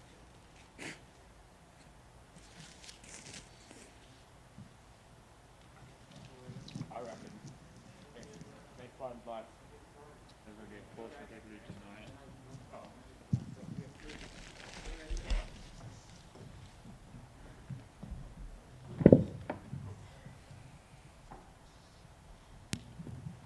Man, 2-0 in the UFC, performance of the night bonus. I mean, I know everybody dreams of getting to the UFC, but did you see it starting out this way for yourself? No, definitely not. It's definitely something that you dream of, but what expectations and reality are completely different than dreams. Yeah. And I couldn't be happier with the start to my UFC career. So. And then third fight, they give you Aleksei Oleinik, right? Who's a 25-year veteran of the sport. He's ranked. I mean, what happens when that name comes across as the opponent? I was super excited. I didn't have any kind of hesitation as far as whether we were taking the fight or not. It was simply, okay, when is the fight? And, I got to go to work. I got to get off work. That's simple. Simple as that. You still having to take time off from work right now? Absolutely, yeah. Every fight week, I have to take vacation time. Or if my brother's fighting, same thing. I'll take vacation time. I have a bunch of vacation time saved up. So, that's why I didn't take any vacations for the past 10 years was, for instances like this. So I couldn't be happier. That's awesome. Is that the plan throughout your UFC career? I mean, do you want to keep the job throughout the whole? No. The whole? No. Okay. No. I absolutely hate chasing people with guns. I absolutely hate, answering, people with shot. Now, granted, I'll do it, but chasing someone with a gun is not fun. I don't know if you've ever done it, but it sucks. It really sucks. But no, yeah, the game plan is come July, I'll have enough time to actually be able to walk away for a little bit. So, July comes around, I take my time off, and then we go full in on this. I've reached this level, working, 40 hours a week plus any kind of overtime that I need. I can't wait to see what's going to happen when I actually fully jump in on this. I was going to say, maybe it's hard to say, but I mean, do you know, like, damn, if I just, like, I know there's limitations on what I'm able to do so far because of, obviously, realistically, I'm getting, two training sessions in per day when I work. If I'm, day work, I'll get a lift in, and then I'll do like a class or two, just getting ready for fights. And that's pretty much been my normal routine for the past 10 years. I mean, right before I joined the police force, I was training for my first amateur fight, and I was working out 2 to 3 times a day. So I'm more than happy to go back to that. That's just something that I'm super excited about. So it's really crazy to kind of dream and to think about what I can accomplish when I don't have to go to work and leave my house every day. That's It'll awesome. be good. I wonder what this fight. Now I know Alekse's not like the biggest superstar in the sport, and I don't want to disrespect your other opponents, but is there any chance of being like a little bit starstruck? Like this is the first time you're going to step in there with like a dude that's been around for a while that you might have watched, coming up. I've definitely watched Aleksei for a lot of years, but no, when you're in there, it's just another body. There's no face to that. It's just I have a task at hand. I have to handle that task, and when I get that done, I get it done. That's it. I'll take I'll look back on all the people that I beat and all the names and all the big things like that when I'm done. Right now, it's for a lack of a better word, there's work to be done in that cage, and that's what I plan on doing. Nice. In terms of preparation, I mean, Aleksei's such a unique opponent, right? Yeah. I mean, is there any way, did you do anything like special or out of the ordinary to prepare for his grappling? No. I grapple all the time with high-level grapplers, black belts, brown belts. It doesn't matter to me. Realistically, we game plan for certain opponents and certain tendencies that they do, but you can't get stuck on everything that they do because then you'll be waiting for that. You'll get hit with something. You'll get caught. There's just no need for that. I need to focus on what I need to do, and I need to dictate my game. Simple as that. Nice. And last thing for me, I mean, does this feel like a big moment, like kind of a breakout opportunity? I mean, what you've already accomplished has been special, but this would be a name, and then, as you said, kind of vault you into this full-time stage of your career. Next week it will. As of right now, no. This is another fight week. This is going through the motions of the fight week, coming out, seeing you guys, working out at the PI. This is something that we've done, that I've done. This is the 3rd time now. My brother's done for 2 times. This is normalcy. So.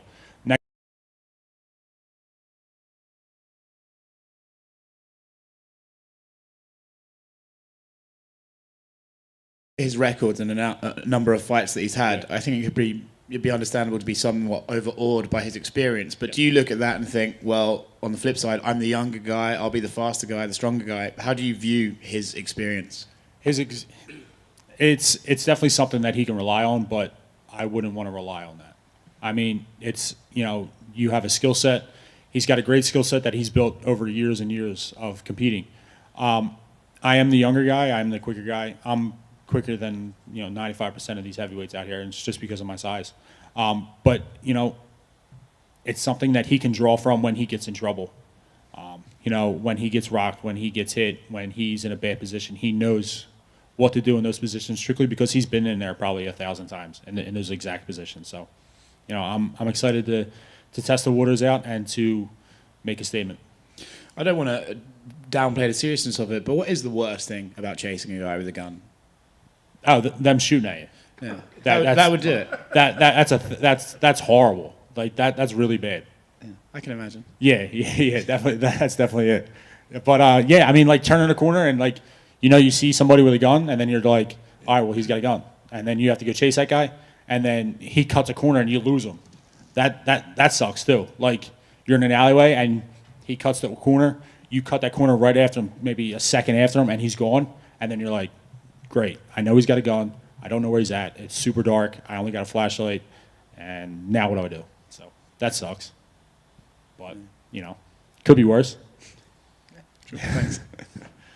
How much does that like mindset of having to go through those types of situations like prepare you to be in a cage where like you're not gonna be scared if you're in like a guillotine or something? No, I mean it's different. I mean it's it's life threatening. Obviously, but those experiences have made me a better person, a better father, a better fighter. So I wouldn't change those experiences for anything in this world. So it's definitely something that has helped me cope with certain stressful situations like this. Like no offense to you guys, like I hate public speaking. Like this is. Like my armpits are sweating right now. Like I really don't like this. But it's kind of weird that I say that. Like I'm a police officer. I interact with people all the time. They come to me for problems and I'm supposed to solve it. Like I'm stepping into that cage and all eyes are on me. I really hate that stuff, but I love doing this. So we're scared too. So don't worry about it. You're fine. Have you? It's down the road. Obviously, you talked about committing yourself full time to being a fighter at some point. Like. Is there any thought in your mind like maybe like that balance is gone if you do that? Like that having that work train balance has kind of helped you out at some point? Yeah, definitely. Like it kind of brings me back to reality. I mean, like when I go to work, there's people who have no idea what I do, but then there's people who are like super excited about everything that I do. So it's kind of cool to get. I don't want to say like humble, but like I'm on the UFC main card. It's really cool and everything. But then I go to talk to my buddy I'm going to work with. He really like I have no idea what that means. So it's definitely something that I'll have to deal with as far as, thinking about fighting all the time as opposed to when I'm at work, or, I'm talking to my partner about his family, we're talking about our kids and stuff like that. So it's definitely going to be something that I have to get used to, and I'm okay with getting used to that. How much kind of, ribbing do you get from other officers? All the time. Yeah. 100% of the time. If you look at my group text, it's just them going in. That's all it is. It's that, and then when I'm in fight camp or they start they look up my opponent or whatever and they start ripping me on my opponent about how he's gonna knock me out and they're gonna choke me unconscious. It's just a bunch of savages I work with. It's awesome. So probably wouldn't go well for if you lose to an old dude. Yeah, definitely not. I'm totally gonna get ragged on. The moment that happens, which is not going to happen, but my text group will be blowing up about like memes of old dudes like beating my ass and stuff like that. So yeah, it's definitely not going to happen. Would it be almost scary if it didn't? Like if they stopped doing it, you'd be like, well, what's going on? Yeah, they'd be super weird. I'd leave that group of friends because they'd be super weird about that. I wouldn't know how to deal with that. On a more serious note, obviously this year has been a trying one for law enforcement officers in the community, and a lot of backlash and anger. Like, how have you kind of been able to deal with that? Realistically, I'm open when I'm working those details or those protests or anything where in downtown Philadelphia and Center City. I'm a bike cop, so I'll be at the front of the protest. We're leading them wherever they're going to go. We just kind of follow them. If anyone wants to come up and talk to me, I have no problem talking to people. I think that's the biggest thing that gets lost in this whole political aspect of the cops hate everyone hates the cops, is that if you just sit down and have a conversation with somebody, you'll realize that everyone wants the same thing. Like no one wants to lock anybody up. I mean, you have to do what you have to do, but I'm not out there to hurt you. I just want to make sure that everyone's safe, and that's what the biggest thing that people don't realize is that we're not these like mindless robots. So. I know you said you don't like the talking aspect and the being in front of cameras and stuff, but how much have you thought about maybe being able to use this platform to do some building of bridges and mending fences kind of thing? I would absolutely love to do that. It's just even some of the comments and stuff I get on Twitter already, like people are like like ACAB and all that stuff. Like it's not a deterrent. It's just you're going to get backlash. And right now, I'd rather focus on building my brand as an individual, as a fighter, making more of a wave inside the octagon, so that at a later point, maybe you're down the line, I can actually start doing that. And if people's perception of law enforcement and all increases, and things start to change a little bit, I would absolutely love to I'll face my fears. I'll have an open conversation with anyone who wants to. I'll stand up on the stage in front of 50,000 people if they want to sit and ask me questions about the intricacies of being a police officer. I have no problem with that. Thanks so much, man. I appreciate it. Thank you. this kind of follows that question, and I know you said you didn't like a lot of a lot of the public speaking, Yeah. but I know the goal is to eventually fight full time. But I can also see where this would be great for the police force to have somebody out in the spotlight as well. Yep. If a position ever opened up, sort of like as a community liaison, where maybe you were off the beat, Yeah. you know, able to do, is that something where you would like to stay involved with police? Because I know it is a brotherhood for you all once you're there. Yeah. Is that something that you would maybe like to try to do if you could do that sort of thing and still be able to fight, or do you want to just eventually get to where you're fighting and you're able to step away from law enforcement completely? Realistically, the position I'm in right now, I'm a neighborhood resource officer within my specific area, my district. So realistically, I'm responsible for about like a 10 to 15 block radius with everything that goes on in that little area. Anything that happens with the community meetings, drives, like food drives, clothing drives, it's me and my partner who are going to be handling that. You know, we get coordination through the other community relations officers who are actually working inside the district, and we'll be out there all the time. You know, it's something that I like doing. It kind of sucks because, you know, a lot of the older people who live where I work, they're the only ones who are willing to come up and speak to you. So we have to kind of bridge that gap between the older generation, us as the younger generation being law enforcement, and then us connecting with the younger generation who's actually living in those areas. I mean, where I work is an extremely impoverished area. Like it's really bad to where the point where, you know, everyone's freaking out about Texas not having heat, you know, with this frequent snowstorm. But you come up to Philadelphia, North Philadelphia, where I work, no one's had heat for the past 15 years in some of these houses. They're using their ovens to warm their houses all night or all day. So, you know, that's nothing new to us, but it's just something that, you know, that we have to deal with. And if a position did open up to where I can use this platform to help that platform, I would absolutely be all in on that.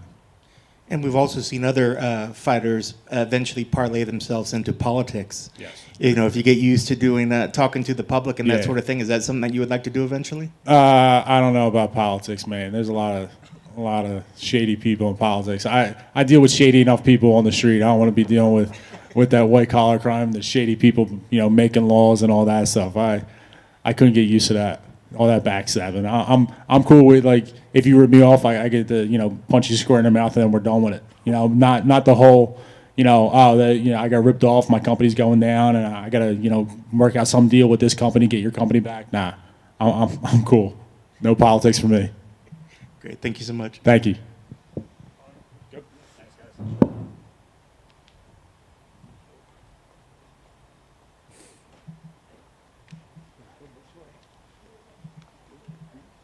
Thanks, guys. So short. Nah, right. Thanks, guys. Appreciate it.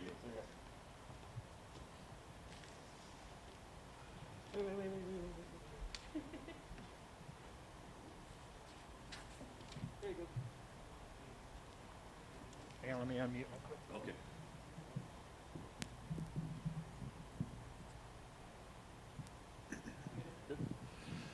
Been waiting a while for this one. What's the feeling like right now?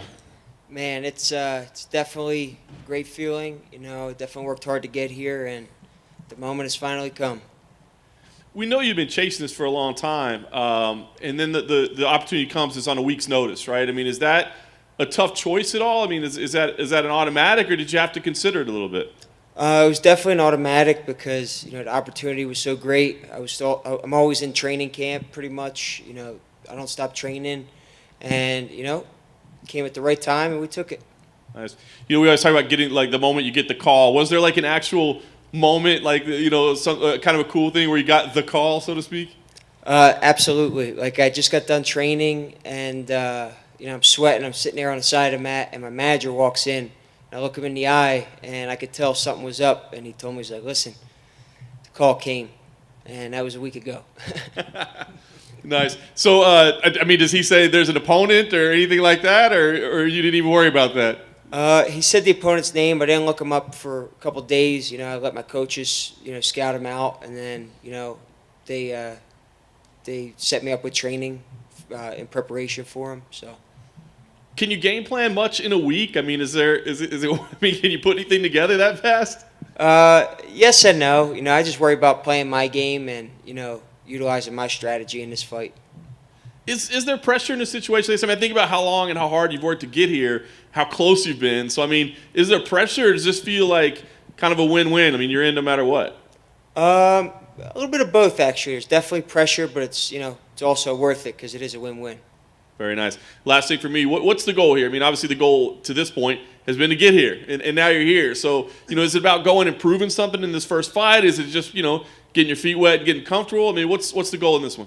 My goal, as always, is simple as it sounds, is to win. That's it. That's all I want to do. Hey, man. We often hear about these UFC gists and stuff. Does it help you that the fans aren't going to be there on the night? I actually enjoy no fans, actually, because, you know, I feel like coaches are right there. It feels like just another day at the gym, you know. I can hear what they're saying so super clearly, and it feels like they're there with me. Is that important to you? We see some fighters go in there and they kind of just do their own thing, and the coaches are really just there to sort of help them in between rounds. Are you one of those guys who needs instructions and uses instructions to help? You know, instructions always help, but like I said, everything is in the preparation, you know, so, you know, I pretty much have a good idea of what I'm going to do when I'm in there and what to do, but just having them, you know, screaming out stuff always helps. Is there something about the fact you've only got a week's notice that's motivating to you? It's like, oh, the odds are stacked against me. I can overcome this. I can do anything. Is there a part of that? Absolutely. You know, overcoming odds is definitely something that fuels me. And, you know, it just gives me more motivation to win. And last thing for me, how much does it mean to your family and friends to see you reach this point? Oh, man, everyone's super emotional, super happy for me. I have such a great support system. I just couldn't ask for a better support system.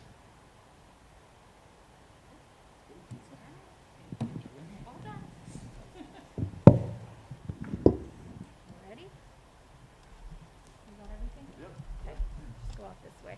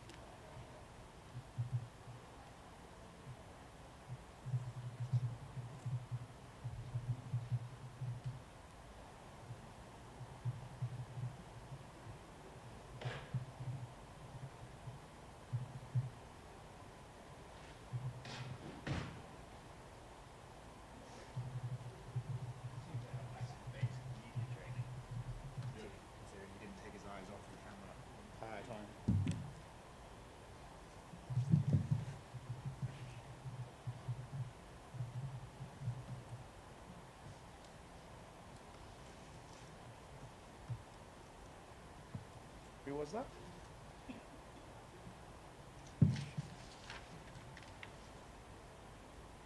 I did the same. Sabatini, was it? Do you think he had some sort of media training? Because he wouldn't stop. He wouldn't take his look like he was looking right. I noticed that too. I don't know if he just did that out of instinct or. I don't know. It was weird. And he had concise, but He swear. He was a CFSC champ, so calls it. He just talked. That's the way. He's just very short. It's just Do we go Patrick or do we go Pat? Fight card Patrick. We always call him Pat. Go either way again. So it doesn't matter if I just go off the fight card? We always call him Pat. Alright, I can do that. So maybe he's going by Patrick. But yeah, you go by the fight card. We use the UFC. Yeah, I usually go off the fight card. Yeah.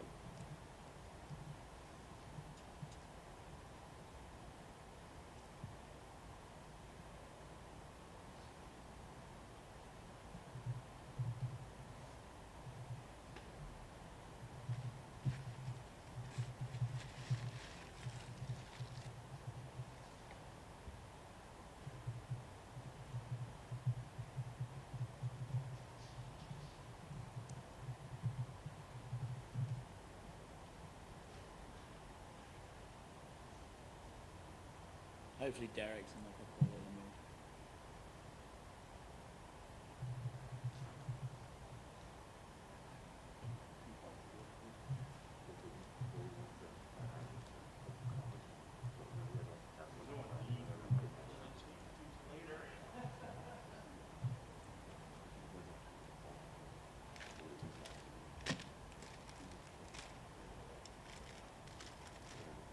Don't judge me. Did you?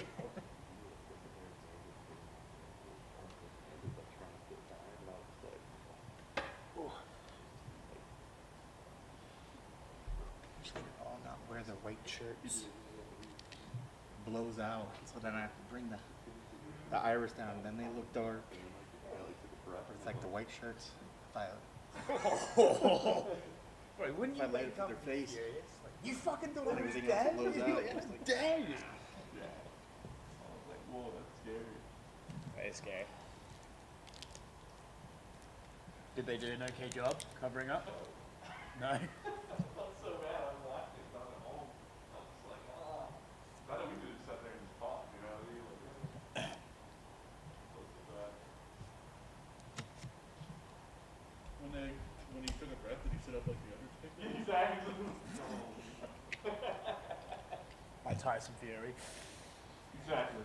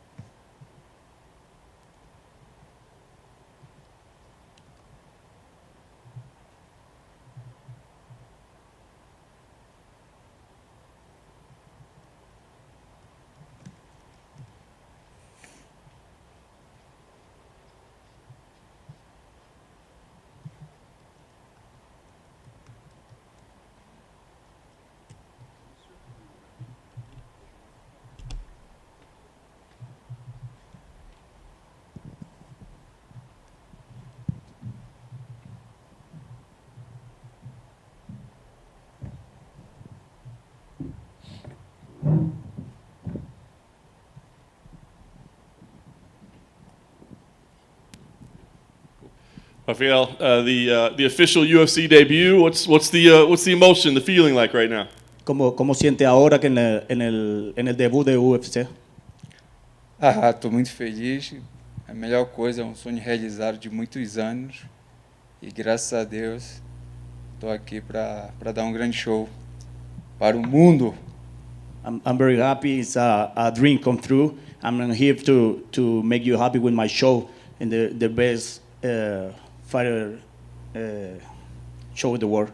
Very nice. I was surprised it took 6 months from the Contender Series win to get to here. I guess what took so long, and was that frustrating or was that okay that there was the break? ¿Está bien para ti que pasó 6 meses de que peleó en Contender Series hasta ahora? ¿Algún problema con eso? Isso é verdade. É um pouco complicado ficar muito tempo sem lutar, mas graças a Deus estou aí firme e forte e pode ter certeza que vai ser um grande show. I'm ready because of that time I've been training for this fight. I want to fight before, but that's the correct time, and you're gonna see a nice show. Clearly, a UFC debut is an important fight. So when there's a late change in opponent, was there any consideration of maybe let's reschedule or let's not take a late replacement? Que si hay algún problema que cambió el lutador de última hora, que usted tenía un oponente y pusieron uno diferente? Sim, ficou um pouco complicado para mim, não se de trocar, mas só que o meu empresário falou que eu ia lutar no 70, no 66, e isso daí meio que complicou a minha perca de peso. Mas estou focado e tenho certeza que vou dar um grande show. My manager changed. He told me I'm gonna fight in 155. Then they changed on 145, and just the cutting weight was hard. But I'm ready for the big show this Saturday. Very nice. What does he think about his opponent, Pat Sabatini? Does he know much about him? What does he think? ¿Qué sabe você del oponente de cómo va a ser el plan de pelea de él? That's my opponent. I watched one video of my opponent. He's a good guy, but only for him, not for me. I kill him yesterday. No translation needed there. Good job, man. Thank you. So it's fun. You keep using the word the show, and the show. Is the show and entertaining fans maybe even more important to you than just getting wins? ¿Usted siempre divierte a los fans? ¿Va a ser algo diferente para la entrada esta vez ou algo? Vai ser esse diferente. Agora eu vou entrar bailando, entrar dançando, é o que eu mais gosto. Dar meu black flip antes e vai ser fácil, porque no contender eu lutei pelo contrato. Agora eu tô aqui para dar o show. When I was in contender, I fought for the contract. Now I'm gonna give you a real show. I'm gonna walk in dancing. I'm gonna make my backflip inside the cage. You're gonna enjoy that. Nice. Do you worry about doing that? I mean, if you come in with this crazy walk in and dancing and flipping, and then it doesn't work out, that's when people always go, "Oh, he wasn't serious. He didn't take it serious." Do you worry about that at all? Que si le preocupa que la gente lo ve bailando y danzando en la entrada y dicen, "Oh, este muchacho no tiene nada, no es serio." Isso é verdade. Todo mundo olha para minha orelha, vê que a minha orelha não é de jiu-jiteiro. Mas quando tenta entrar na minha perna para me botar em takedown, eu finalizo muito rápido. Eu estou pronto para qualquer arte de marciagem. Everybody says this is a good fighter because he don't have cauliflower ears and talk a lot. But when somebody try to take him down, you're gonna feel what he got. Last thing for me, what's the goal here? I think I might know. Is it just to come in and get a win, or do you feel like you got to make an impression on the fans in this first fight? Va a dar un buen espectáculo para los fans, o que como piensa que va a ser tranquilo ou vai ser um show bueno? Nenhuma luta é fácil, essa é a verdade. Todas as lutas são difíceis. Mas para mim se torna fácil, porque eu não entro com medo, eu não entro ansioso, nada excited. Eu estou muito bem preparado para qualquer um. Estou pronto para lutar com o campeão, se for para me colocar agora. I'm ready for fight for the champion if you want. I'm gonna make a big show for you guys. My opponent is a nice guy, but I'm gonna KO him. Hey, man. Thank you. Is there more pressure on him for his UFC debut or on the Contender Series fight because that was for the contract? ¿Cuándo tenía más presión? ¿Ahora que es la primera luta en UFC o cuando lutó en Contender? Eu não sinto pressão. Pressão, o mais difícil da minha vida foi perder meu pai. Lutar para mim é muito fácil. I don't feel pressure. My only time I feel pressure was when I lost my father, but because I'm enjoying fighting. I'm very comfortable fighting, and now in UFC, the first fight was hard for the contract, but now I'm relaxed. I'm enjoying my job. How many backflips will he do on Saturday? ¿Cuántas voltas para atrás va a dar? Se eu ganhar por nocaute, eu vou dar 5. If I make a KO, I'm gonna make 5 backflips. Good luck. Thank you. Valeu, irmão. Thank you, guys. Não, acho que quero bônus. I want for the bonus. I want a bonus.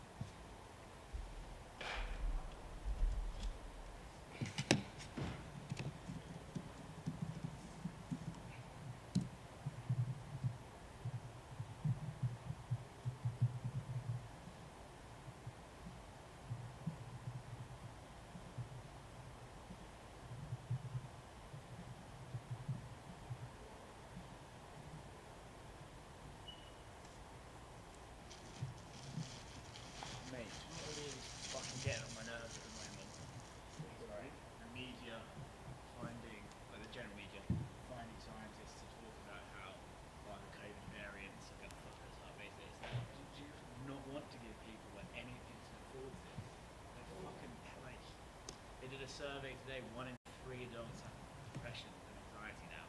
And so they say, what the fuck did you like? This woman just comes out and goes, oh, in some ways, this first year is going to be the easy part. Fuck off. How about that? But at the same time, like, people are getting very, very relaxed about it. Yeah. I really didn't until I got it. Yeah, now I'm. Yeah, I had a great time. It's nice to. I'm about to go to Mexico for the fourth time in a couple months. Is it really? 3 months. That's hilarious. Have you taken the antibody test recently? I'm going to take it at month 5 to see if there's a lot of work. Well, I guess they see deciding like 8 months time. I was talking to a doctor and he was saying that the antibodies are actually going to protect you more than the vaccine will. That's why it's almost better if you get through it. It's better to get it than not get it. But well, depending on long term effects, because there could still be some pretty bad ones. But I have 2 friends, and this is really what scares me. Like nobody's directly correlated, but I have 2 friends, lower 40s, who are very healthy, got it, recovered, and are dead in 3 weeks. That's scary. But like, the contradiction that they say is happening. I'm like, that's fine. Like, it's gotta be something. There's gotta be something, man. Maybe it's COVID. Like, it's COVID. It's too scary. Like, I felt fine. You know what I mean?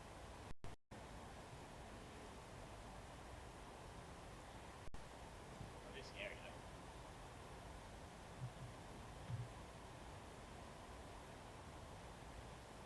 So you as a personnel in China have complained about being subjected to anal swab tests. Oh, yeah, have you not seen that? I'm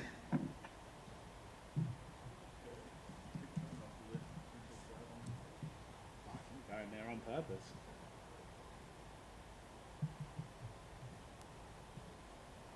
I can't understand that. Like, how much more thorough a test can it be that you're like, yeah, up the arse, please? It's hardly like the throat one's an ordeal. The throat one is like 97% accurate. The anal one's like 98. Or not too like, how about we just take 1% less accurate?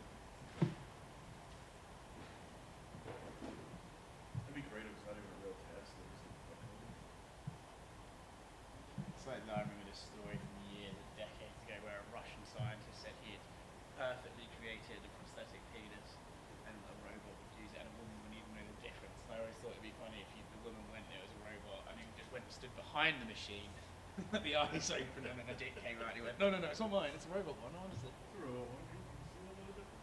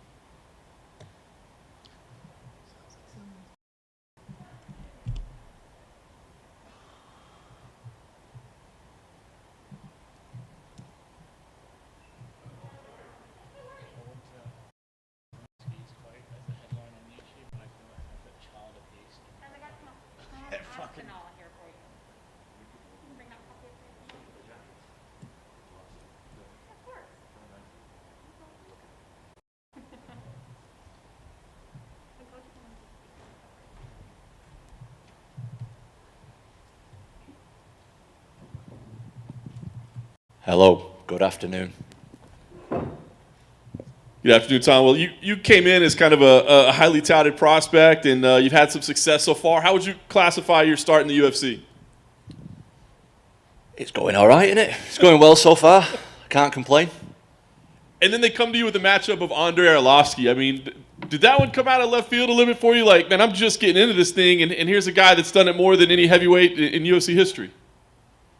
Yeah, it did. It did, to be honest. I wasn't really expecting that. I thought they was definitely going to match me up with another prospect. I thought that's what they was going to do, but I'm not a matchmaker. I'm just the one who gets in there and has a scrap. So I was happy with it. Obviously, I'm here, so yeah, it's good. Yeah. You strike me as kind of just a laid-back guy overall, but is there any chance you get in there on Saturday and you're like, oh my God, that's Andrei Arlovski on the other side of the cage, and this is a guy that we've all been watching for decades? Well, I'm not going to have my glasses on, so I can't see that far. I can barely see you, so maybe not. I'll be like that. Just, is it Andrei or is it? Yeah. So it won't bother me, honestly. I've sparred with some world-class people. Been around world-class athletes all my life, and he doesn't intimidate me. Maybe I should have asked, is there a danger when you get in the clinch, you'll realize that he's Andrei Arlovski? Is that when you can see him as basically, is that where they have to be? You get that beard a bit too close to me. I'm like, get that beard away from me. I wish I could grow a beard like that. Difference fighting here in Vegas versus Abu Dhabi? Is it, as far as like how the trip affected your body, travel, that sort of thing? I was definitely tired for a couple of days when I got here. I didn't realise that it would take that much effect, to be honest, on the body. We had like a 24-hour travel because of the COVID and all that stuff, and we had to go like 3 different flights, long flights as well. So I feel good now, though. I've been here for like 4 or 5 days. I've trained a few times and been stretching and relaxing and eating some good food, so I feel good now. Yeah. On the bright side, there's no race cars around the hotel, right? So that. Yeah, I mean, I don't have an issue with sleep anyway, so yeah, no race cars. Nothing like that. So nice and peaceful. Very nice.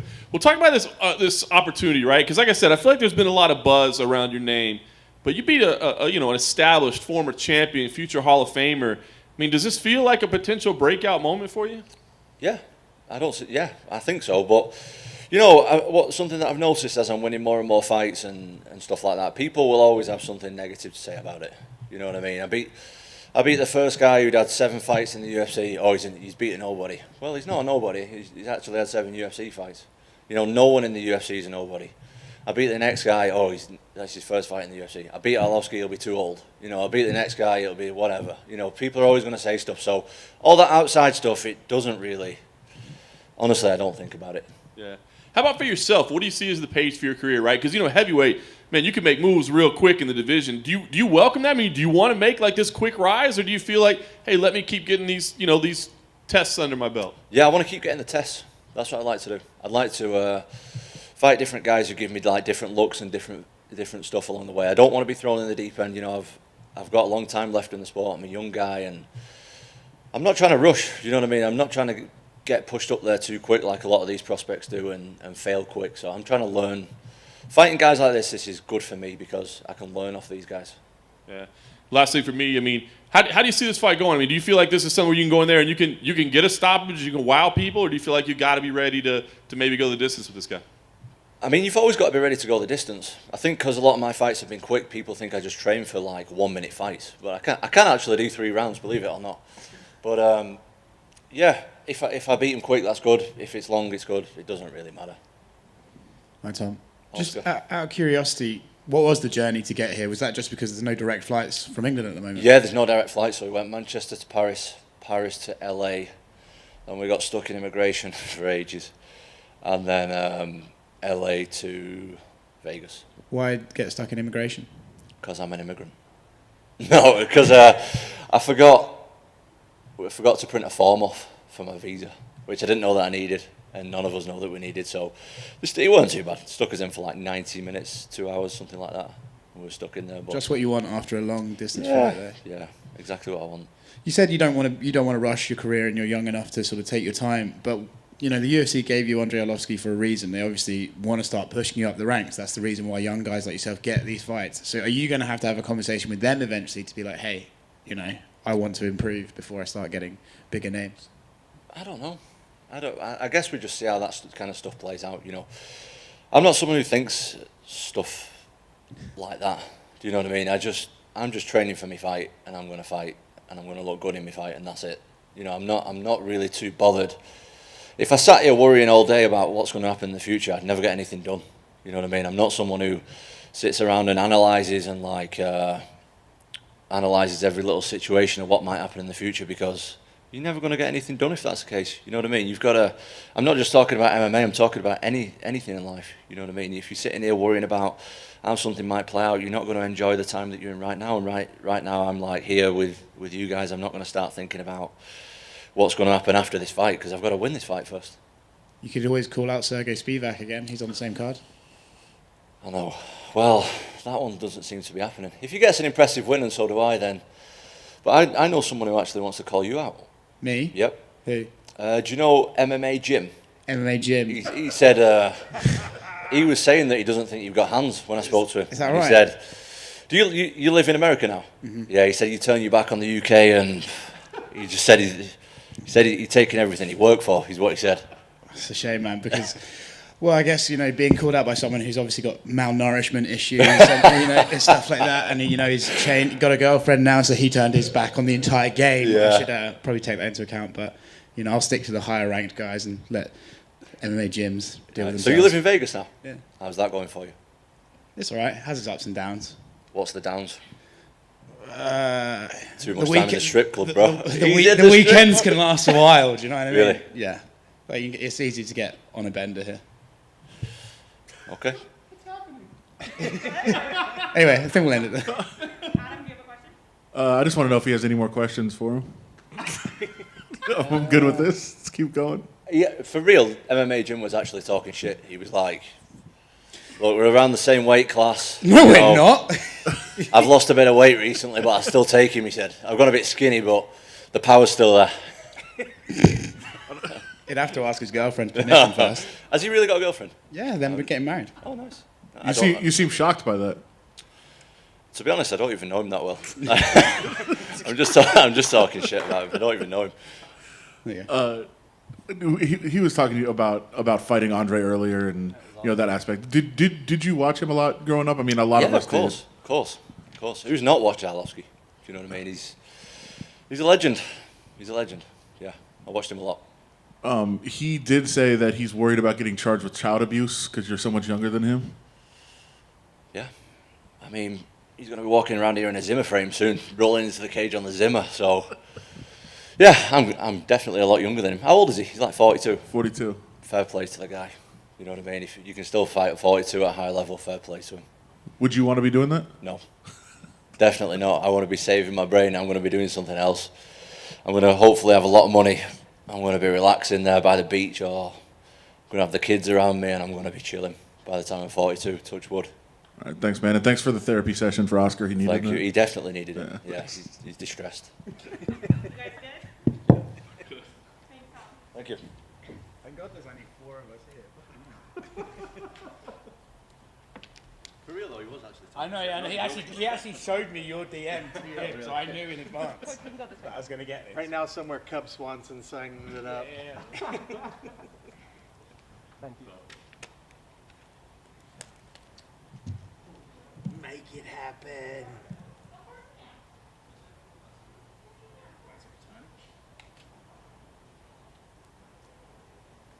Best that you just kept humoring it.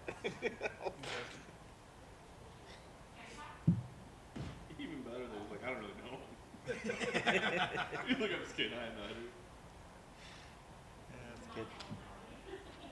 Oh, Jim. I enjoyed the panic on Chelsea's face when I was like, well, it's just easy to go on a bender here. And she was like, what? It's like... Now everyone knows what Oscar does on his weekends. Everybody already knew that. Yeah.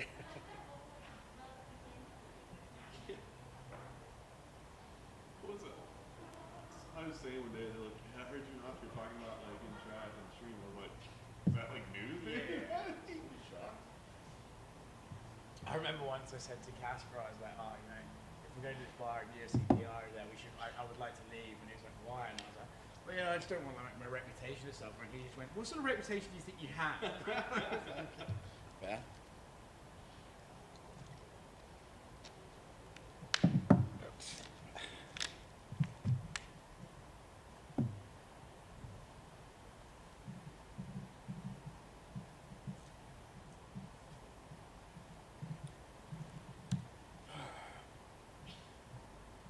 many more? 3. 3 more.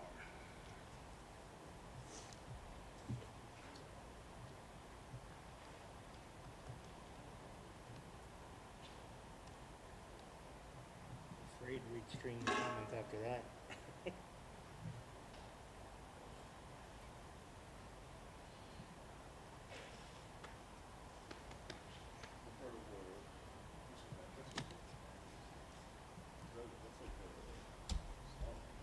Yeah. Anyway, not for that. It's like, yeah, it's preferable.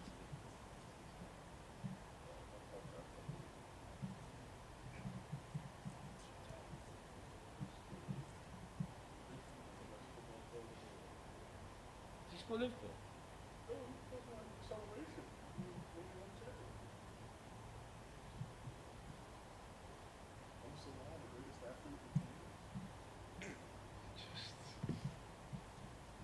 Just no. Didn't you not lose the other day? Kind of fucking blown at this.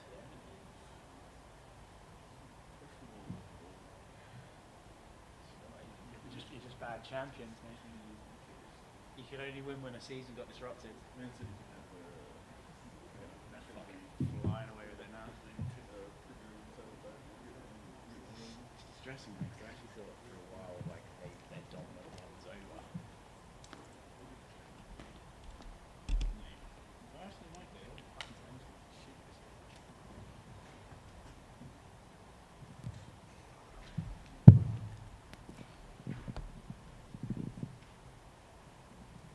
Well, Yana, you got to fight just once in 2020. You did pick up a win. How would you describe your 2020? Was it good? Was it frustrating? How was it?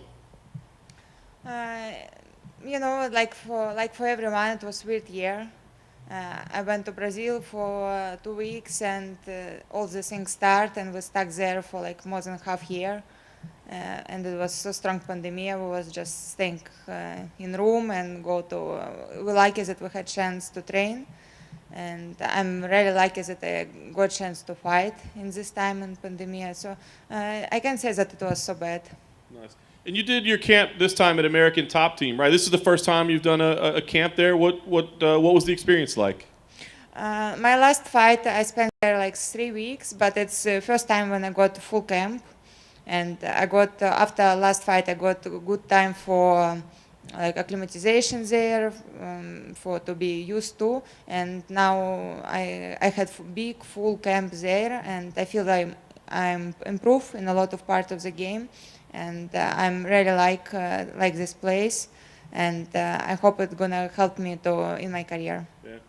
We see on social media a lot of you training with Thiago. Is he like a primary training partner for you at this point, or do you train more with women, or is he like your chief partner? No, I have other sparring partners, but Thiago, my main coach, and most of the time is just for social media, because he preparing too for fight. He have to train with big boys, but like warm up sparring, or like in recovery day we can like play a little. Nice. This fight with Ketlen had been scheduled before. Did you like chase after it all? Like, did you want to get this fight back together, or is it just what the UFC had in mind for you? I really wanted this fight, but UFC didn't ask. They just rescheduled this fight. I think because it's good matchup, we're close in ranking, and I think it's gonna be interesting fight.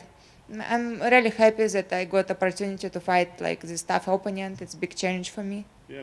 What do you think about her as an athlete? I mean, not long ago, people thought she was going to be the next title challenger. What do you think of her? I think people speak like this about a lot of girls. Yeah, so, and to be honest, everyone have chance. Everyone can be champion. And I think that she a tough opponent, she well-rounded, and it's a big challenge for me. I can't say anything bad about her, and I'm happy that I got this opportunity. Yeah. Do you think about what would come next with a win? Because like you said, y'all are both up there at the top of the rankings. Do you think, hey, this would get me a #1 contender fight, or I should fight so-and-so if I win this? I'm absolutely not look over this fight, and I'm 100% focused on Ketlen. And we will start seeing next day of the fight. Very nice. Last thing for me, I mean, it's a co-main event, a big opportunity. Does this feel like a big fight? I mean, you came in and fought for a championship, but does this feel like a big fight for you? Sure, I feel, even if it was like first fight on the show, it's still big fight for me. It's about opponent, not about where you are, like co-main event, main event. But I'm really happy that UFC put us in co-main event and give the chance, like to show yourself. Sometimes fighters say they actually would rather fight at the beginning of the night so they don't have to think about it for longer. Does that ever affect you at all, or once it's fight day you can just relax and wait until whenever the fight is? Yeah, it's have some pluses, especially like for people like me, like I'm a big introvert, and I have this feeling that if it's like first fight, you can fight and relax, watch other fights, But it's big opportunity, so I'm like really excited and really happy where we are. What are your goals for this year? Because obviously last year everyone's whole plans were sort of put on hold. What would you like to achieve this year?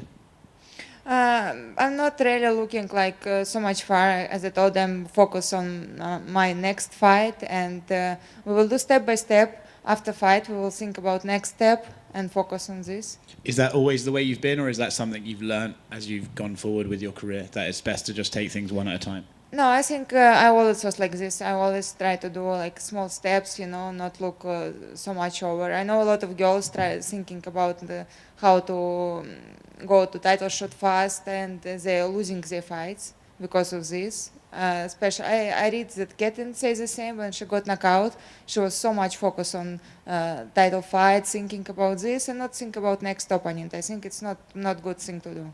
Thank you.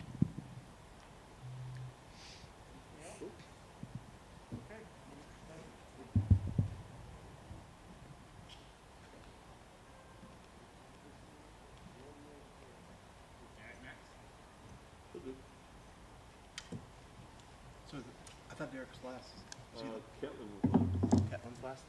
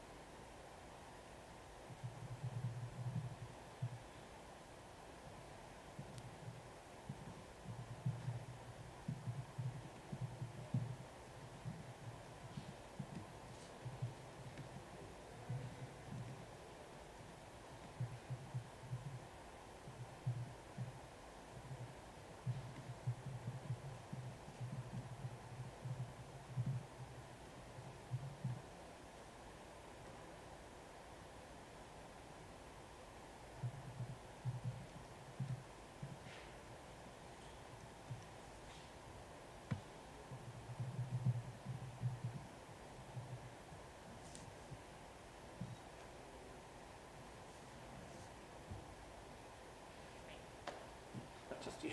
Well, you're still good. Aw. A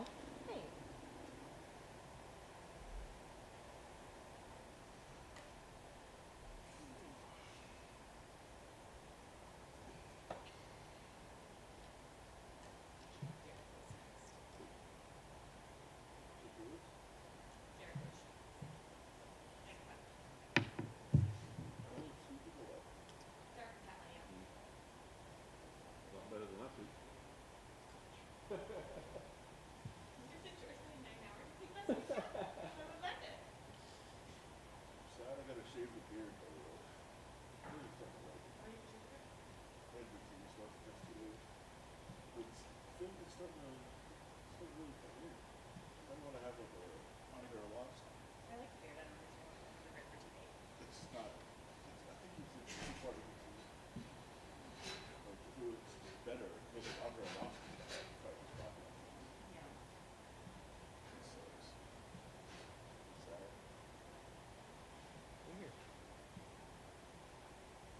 file up into 2 files for some reason.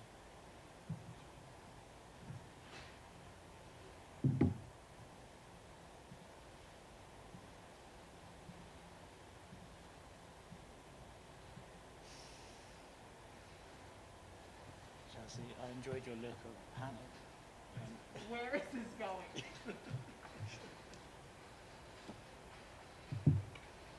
Yeah, when I was like, oh, you can go on a bender here really easily, I could just see you like,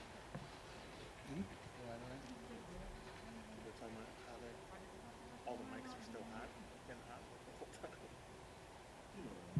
Yes, because they're like, bender. Would you like to keep talking?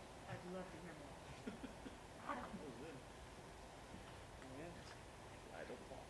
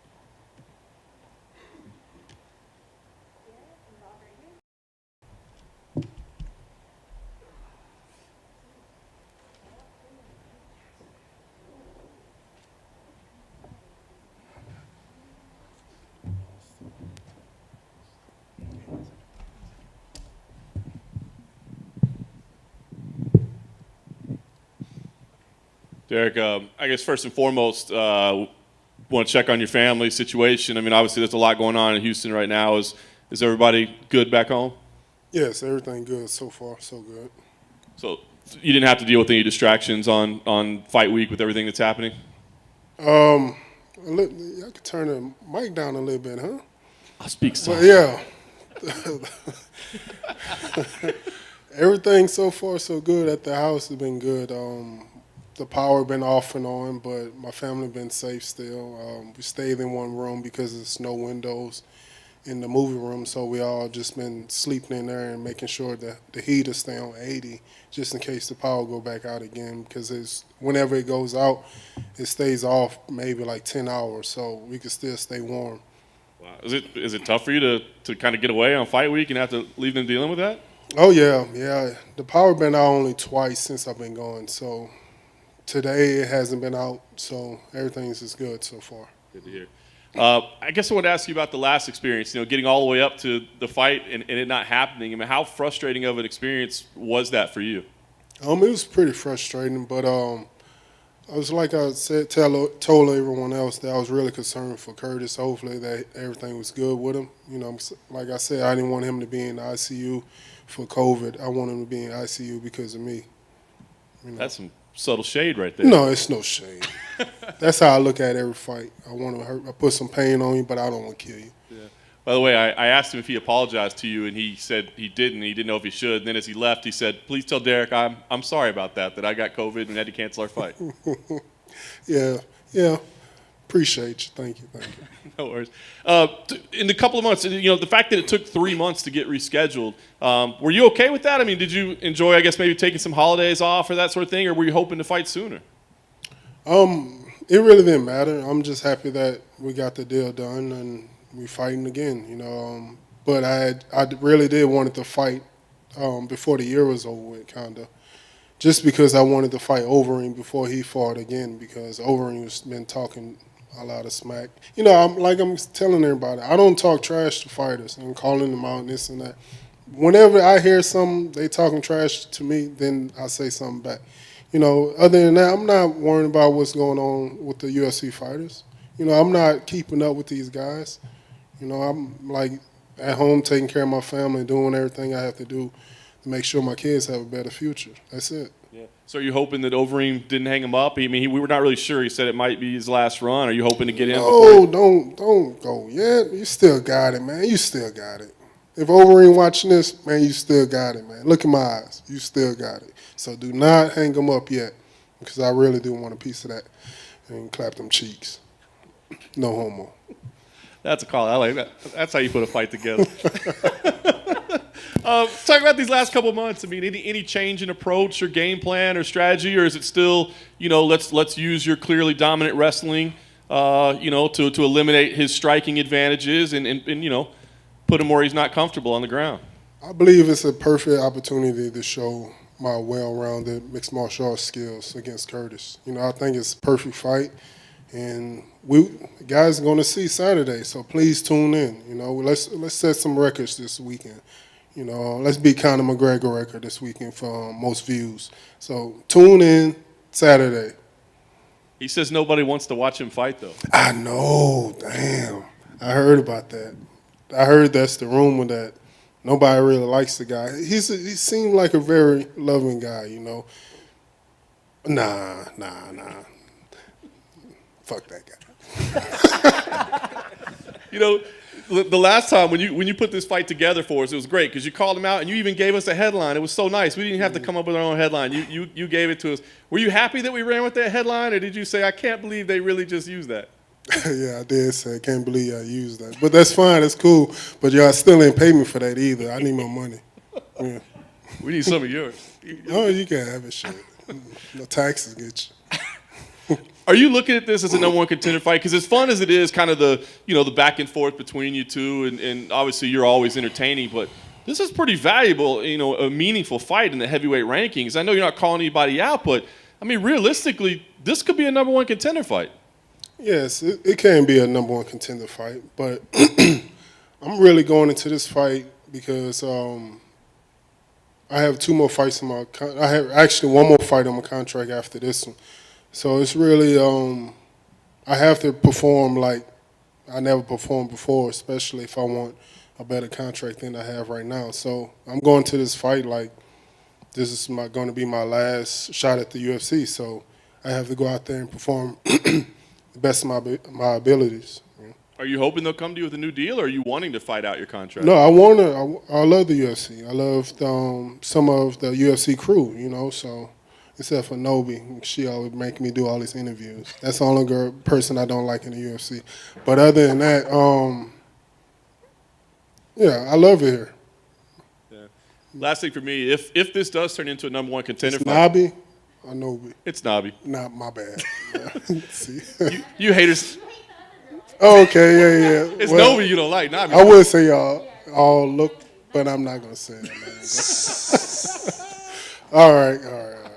Last thing for me, if it turns out this is a number one contender fight, I know you're not calling anybody out, but if you were fighting for the title, it'd be against one of 3 guys, right? Stipe, Ngannou, or John Jones. Are any of those more exciting than the other to get a shot at the heavyweight title? Not at all. The way everything is looking right now, it's like I said before, Izzy might even come up to heavyweight, so I might end up fighting Izzy for some reason. And Mighty Mouse might even come back into the picture and be fighting the heavyweight. You never know. So it's entertaining. So that's why everybody really needs to stay tuned every week and subscribe to MMAJunkie.com. That's it. we got checks to cut for you, man. We'll get with you. Yeah. I know when I'm in y'all state. Invite me over.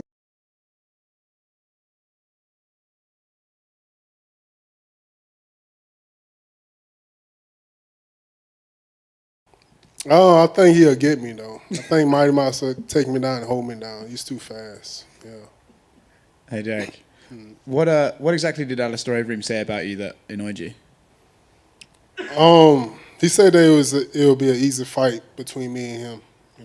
It's an easy payday for him. What else he said? That he never turned any fight down. But I believe that we called him out like 4 times in the last 3 years, and he didn't want none of it. I mean, you said Curtis Blaydes seems to be a loving person. He actually was up here earlier, and he said that he didn't necessarily value your skills as a blue belt, and I know you consider yourself one of the baddest blue belts in the world. So I'm curious, does that give you the same fire that Aleksei Oleinik's comments have given you? That's good. That's fine. Everyone to underestimate me, you know. And whenever I finally get a submission on these guys, you'll hear Joe Rogan say, "I'm world class." You'll see. Yeah. You know, you mentioned about your contract talks. I think how long has this big contract been? The one you've been on? This one was a 6-fight contract. No, it was a 6-fight contract. This last one. In that time, your star power has grown a lot. So, are you hoping for a significant bump in pay? You know, even if it's not a significant bump, that's fine. But it'd be great if I could get a significant bump. You know, I'm not gonna be like, no, I'm not gonna even say any more about it. But yeah, it'd be great. In the past, you haven't really sort of been motivated by the title necessarily, but now you're nearly there, nearly getting a title shot. If you win this, you could get one. Is it starting to become more real? Does it mean more to you now, the idea of being a champion? That would be crazy, you know. That would be real crazy for a guy like me, going through all the stuff that I've been through and becoming UFC champion, heavyweight champion of the world. That's just crazy to even put in the same sentence as my name, you know, Derrick Lewis, UFC heavyweight champion of the world. It just felt even crazy whenever they announced it that I have the all-time knockouts in the UFC, you know, compared to all the thousands of other guys that fought before me and all the big knockout artists that they had in the UFC. It's just crazy that I'm the number one guy now. So it's like crazy, especially how I used to approach the sport, not even really taking it serious, to even be this far in my career. It's just so crazy.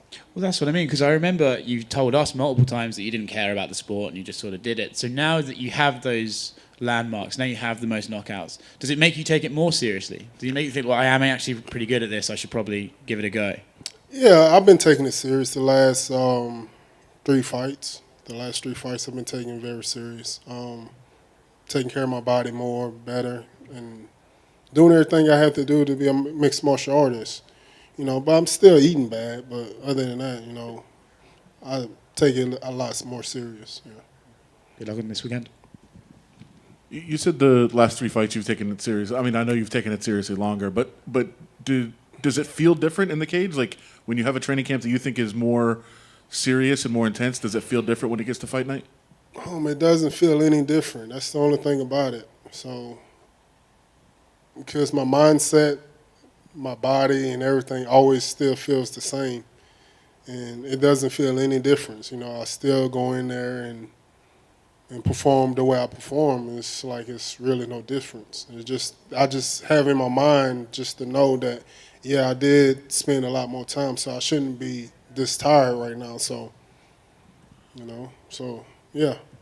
Looking back, I mean, you start fighting and you're making some paychecks, you're making some money. Like, at what point do you decide, do you realize I'm not just doing this to get a check? Like, I'm really good at this. Like, was there a time where you, maybe in a fight or in a training camp, where you said, "Oh, I'm really actually good"?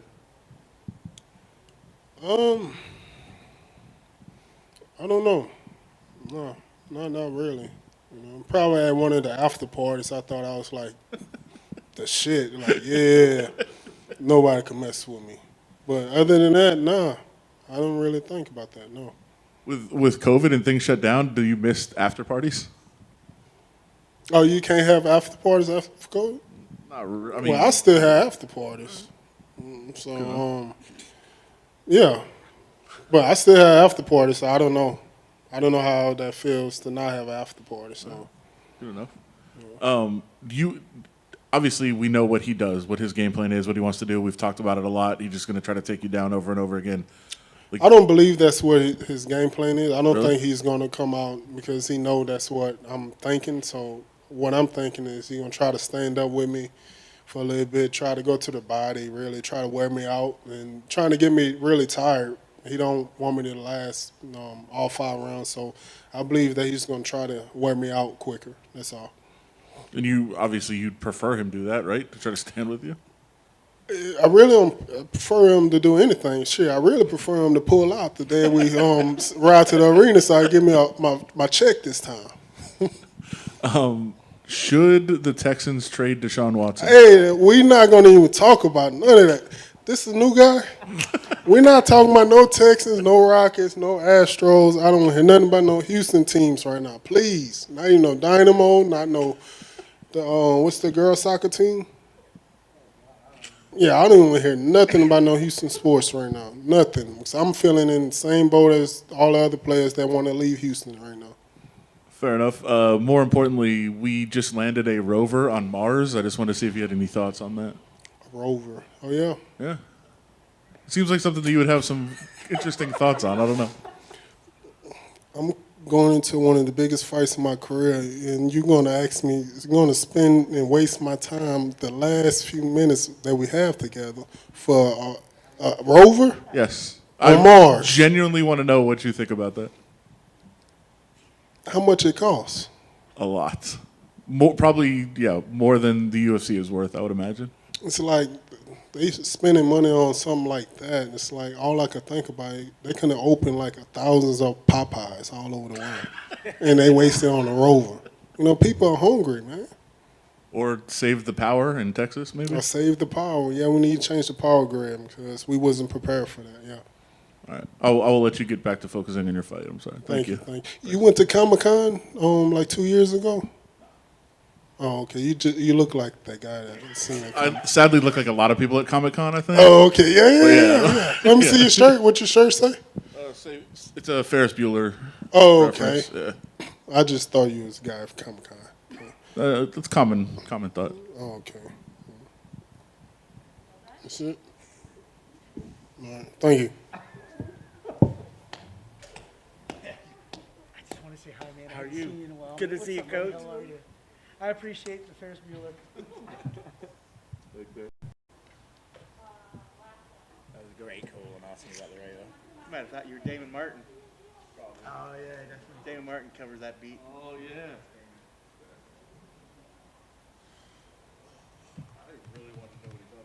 Yeah, I know. That's the kind of guy you just want to throw topics at him to see what he says. So I was gonna literally I was gonna be like, did you go to Comic Con? Just to see what he was. I was waiting for him to make a Uranus joke, is what I thought. Should have probed there. Ooh, didn't ask about the British Fury documentary. Did he watch it? Almost certainly not. I think he was there. Free Britney. Hashtag free Britney.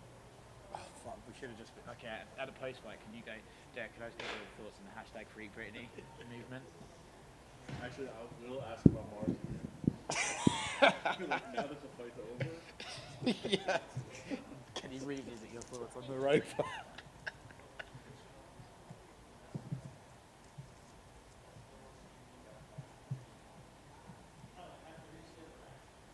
I want a piece of the ovary. I want to clap that ass. No homo. No, clap them cheeks. Clap some cheeks. Feel you though.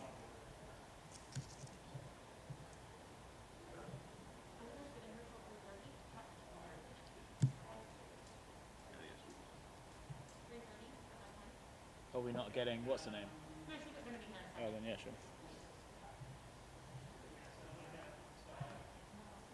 Did you feel like your day was wasted if you didn't? I was just like, what happened?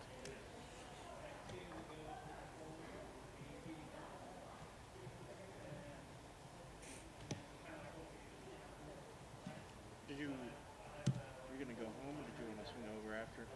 Yeah, I figured I'd do it.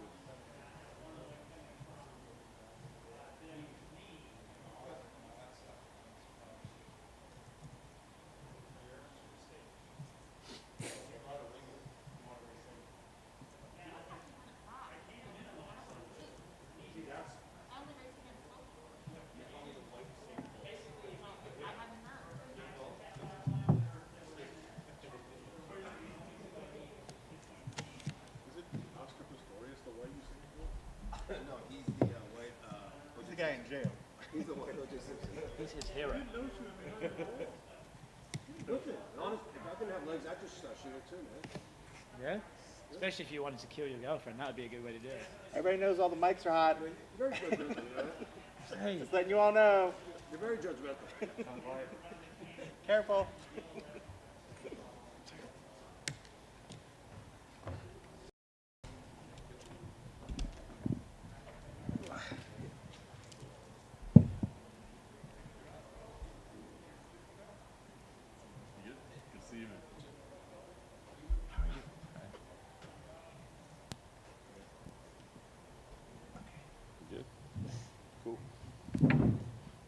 Well, Ketlen, 2020 was obviously a crazy year with all the fight schedules and cancellations, but you did get one win, so I'm just curious overall how you would describe the year of 2020. 2020 foi um ano de muita loucura, muitas coisas aconteceram durante esse ano. Como é que você pode descrever? Você teve uma vitória, né? Como é que você pode descrever o ano de 2020 para você? Então, para mim, o ano de 2020 foi um ano maravilhoso, porque eu tive muitas dificuldades, mas venci todas. Então, foi um ano maravilhoso para mim. For me, 2020 was a great year because I have many things, difficult things, but I won everything, and I'm here. Very nice. The win in September, I'm just curious how important that was, after suffering your first loss, to get back and get in the win column again. Setembro você teve uma vitória, né? Depois de ter vindo de uma derrota, sua primeira derrota. Como é que você pode descrever isso em setembro? O que aconteceu com você? Então, essa vitória foi muito importante para mim. Foi como se fosse um recomeço ali na minha carreira, um renascimento. Então, essa vitória foi muito importante para me motivar e me manter focado ainda mais. I think is the best thing that happened in my life after coming my loss, win again, and I have many problems before that fight. My fights changed many times, but I won. Very nice. And now you get to fight with Yana Kunitskaya again. This was scheduled, kind of multiple times. I'm curious, did you want this fight again? I mean, did you chase after this fight, or is that just the fight the UFC had for you? Você, depois de ter indo e vindo para lutar com a Yana várias vezes, a luta foi remarcada várias vezes. Você queria essa luta? Foi o UFC que queria? Ou para você não tem diferença? Então, acho que quando você quer ser campeão, você tem que lutar com todos os adversários, né? E essa luta foi o UFC que ofereceu e a gente sempre aceita como faz com todas. I always accept all fight from UFC offer, but if I want to be a champion, I need to fight everybody. As far as the matchup goes, I mean, you've started preparing for her multiple times. So, I mean, how familiar are you with her game and how do you feel you match up? Você já se preparou para ela várias vezes, né? Várias vezes a luta não aconteceram. O quanto preparada você está para essa luta agora, para esse tipo de jogo? Então, sou uma pessoa que eu acredito muito em Deus, né? Acredito que tudo é no tempo dele. E eu sempre peço para ele me capacitar. E se essa luta não aconteceu antes, é porque eu ainda não estava capacitada. Então, se essa luta vai acontecer no sábado, é porque é a vontade de Deus e eu estou muito capacitada para isso, estou muito feliz, muito focada. I'm a person that I believe all my life in God.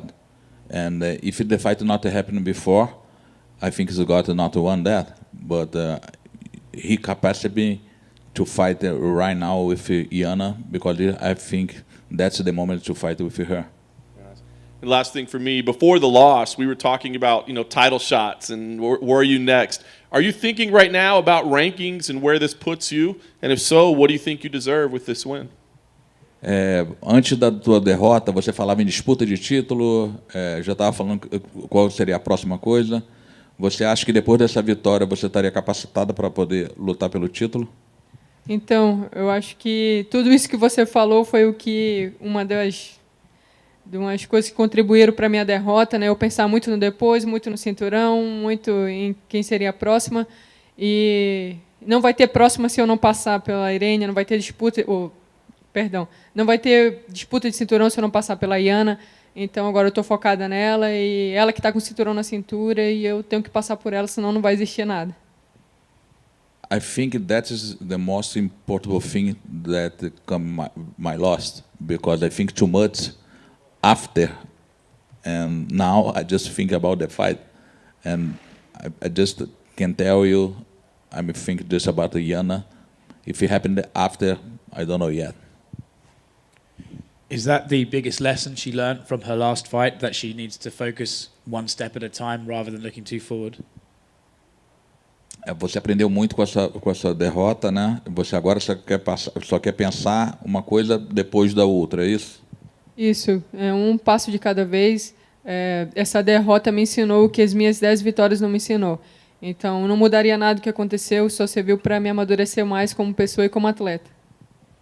That loss gave me a lesson that all my victories are not given me before. that think just step by step, and that's it. So in some ways, obviously she would rather have won, but can she take the positives and use that loss as a positive? Ele quer saber se você, depois da derrota, você continuou com a cabeça positiva em continuar. A minha equipe e meus treinadores me ajudaram muito com isso, me manter com a cabeça no lugar, e derrotas e vitórias fazem parte, né? Os grandes campeões já perderam, acho que isso serve para moldar. Para mim, isso serviu como um aprendizado muito grande. Então, eu usei isso sempre como uma ferramenta para eu voltar ainda melhor. Então, com certeza, teve mais fatores positivos e eu me mantive forte, pensando que eu ia dar a volta por cima, como sempre. I need to say thanks to my team and my coach, because after my loss, she talked to me many times and about it, and that showed me many champions come from loss and wins, and that's normal that in our sports, because this I keep my mind strong for my next fight, and I won my next fight.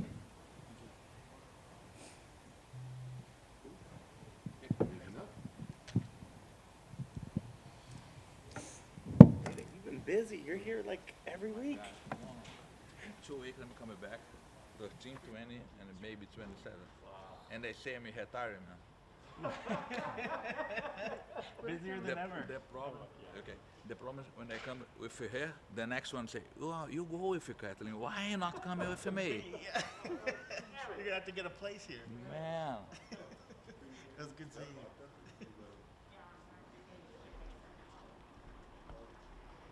That's it. That's a wrap, right?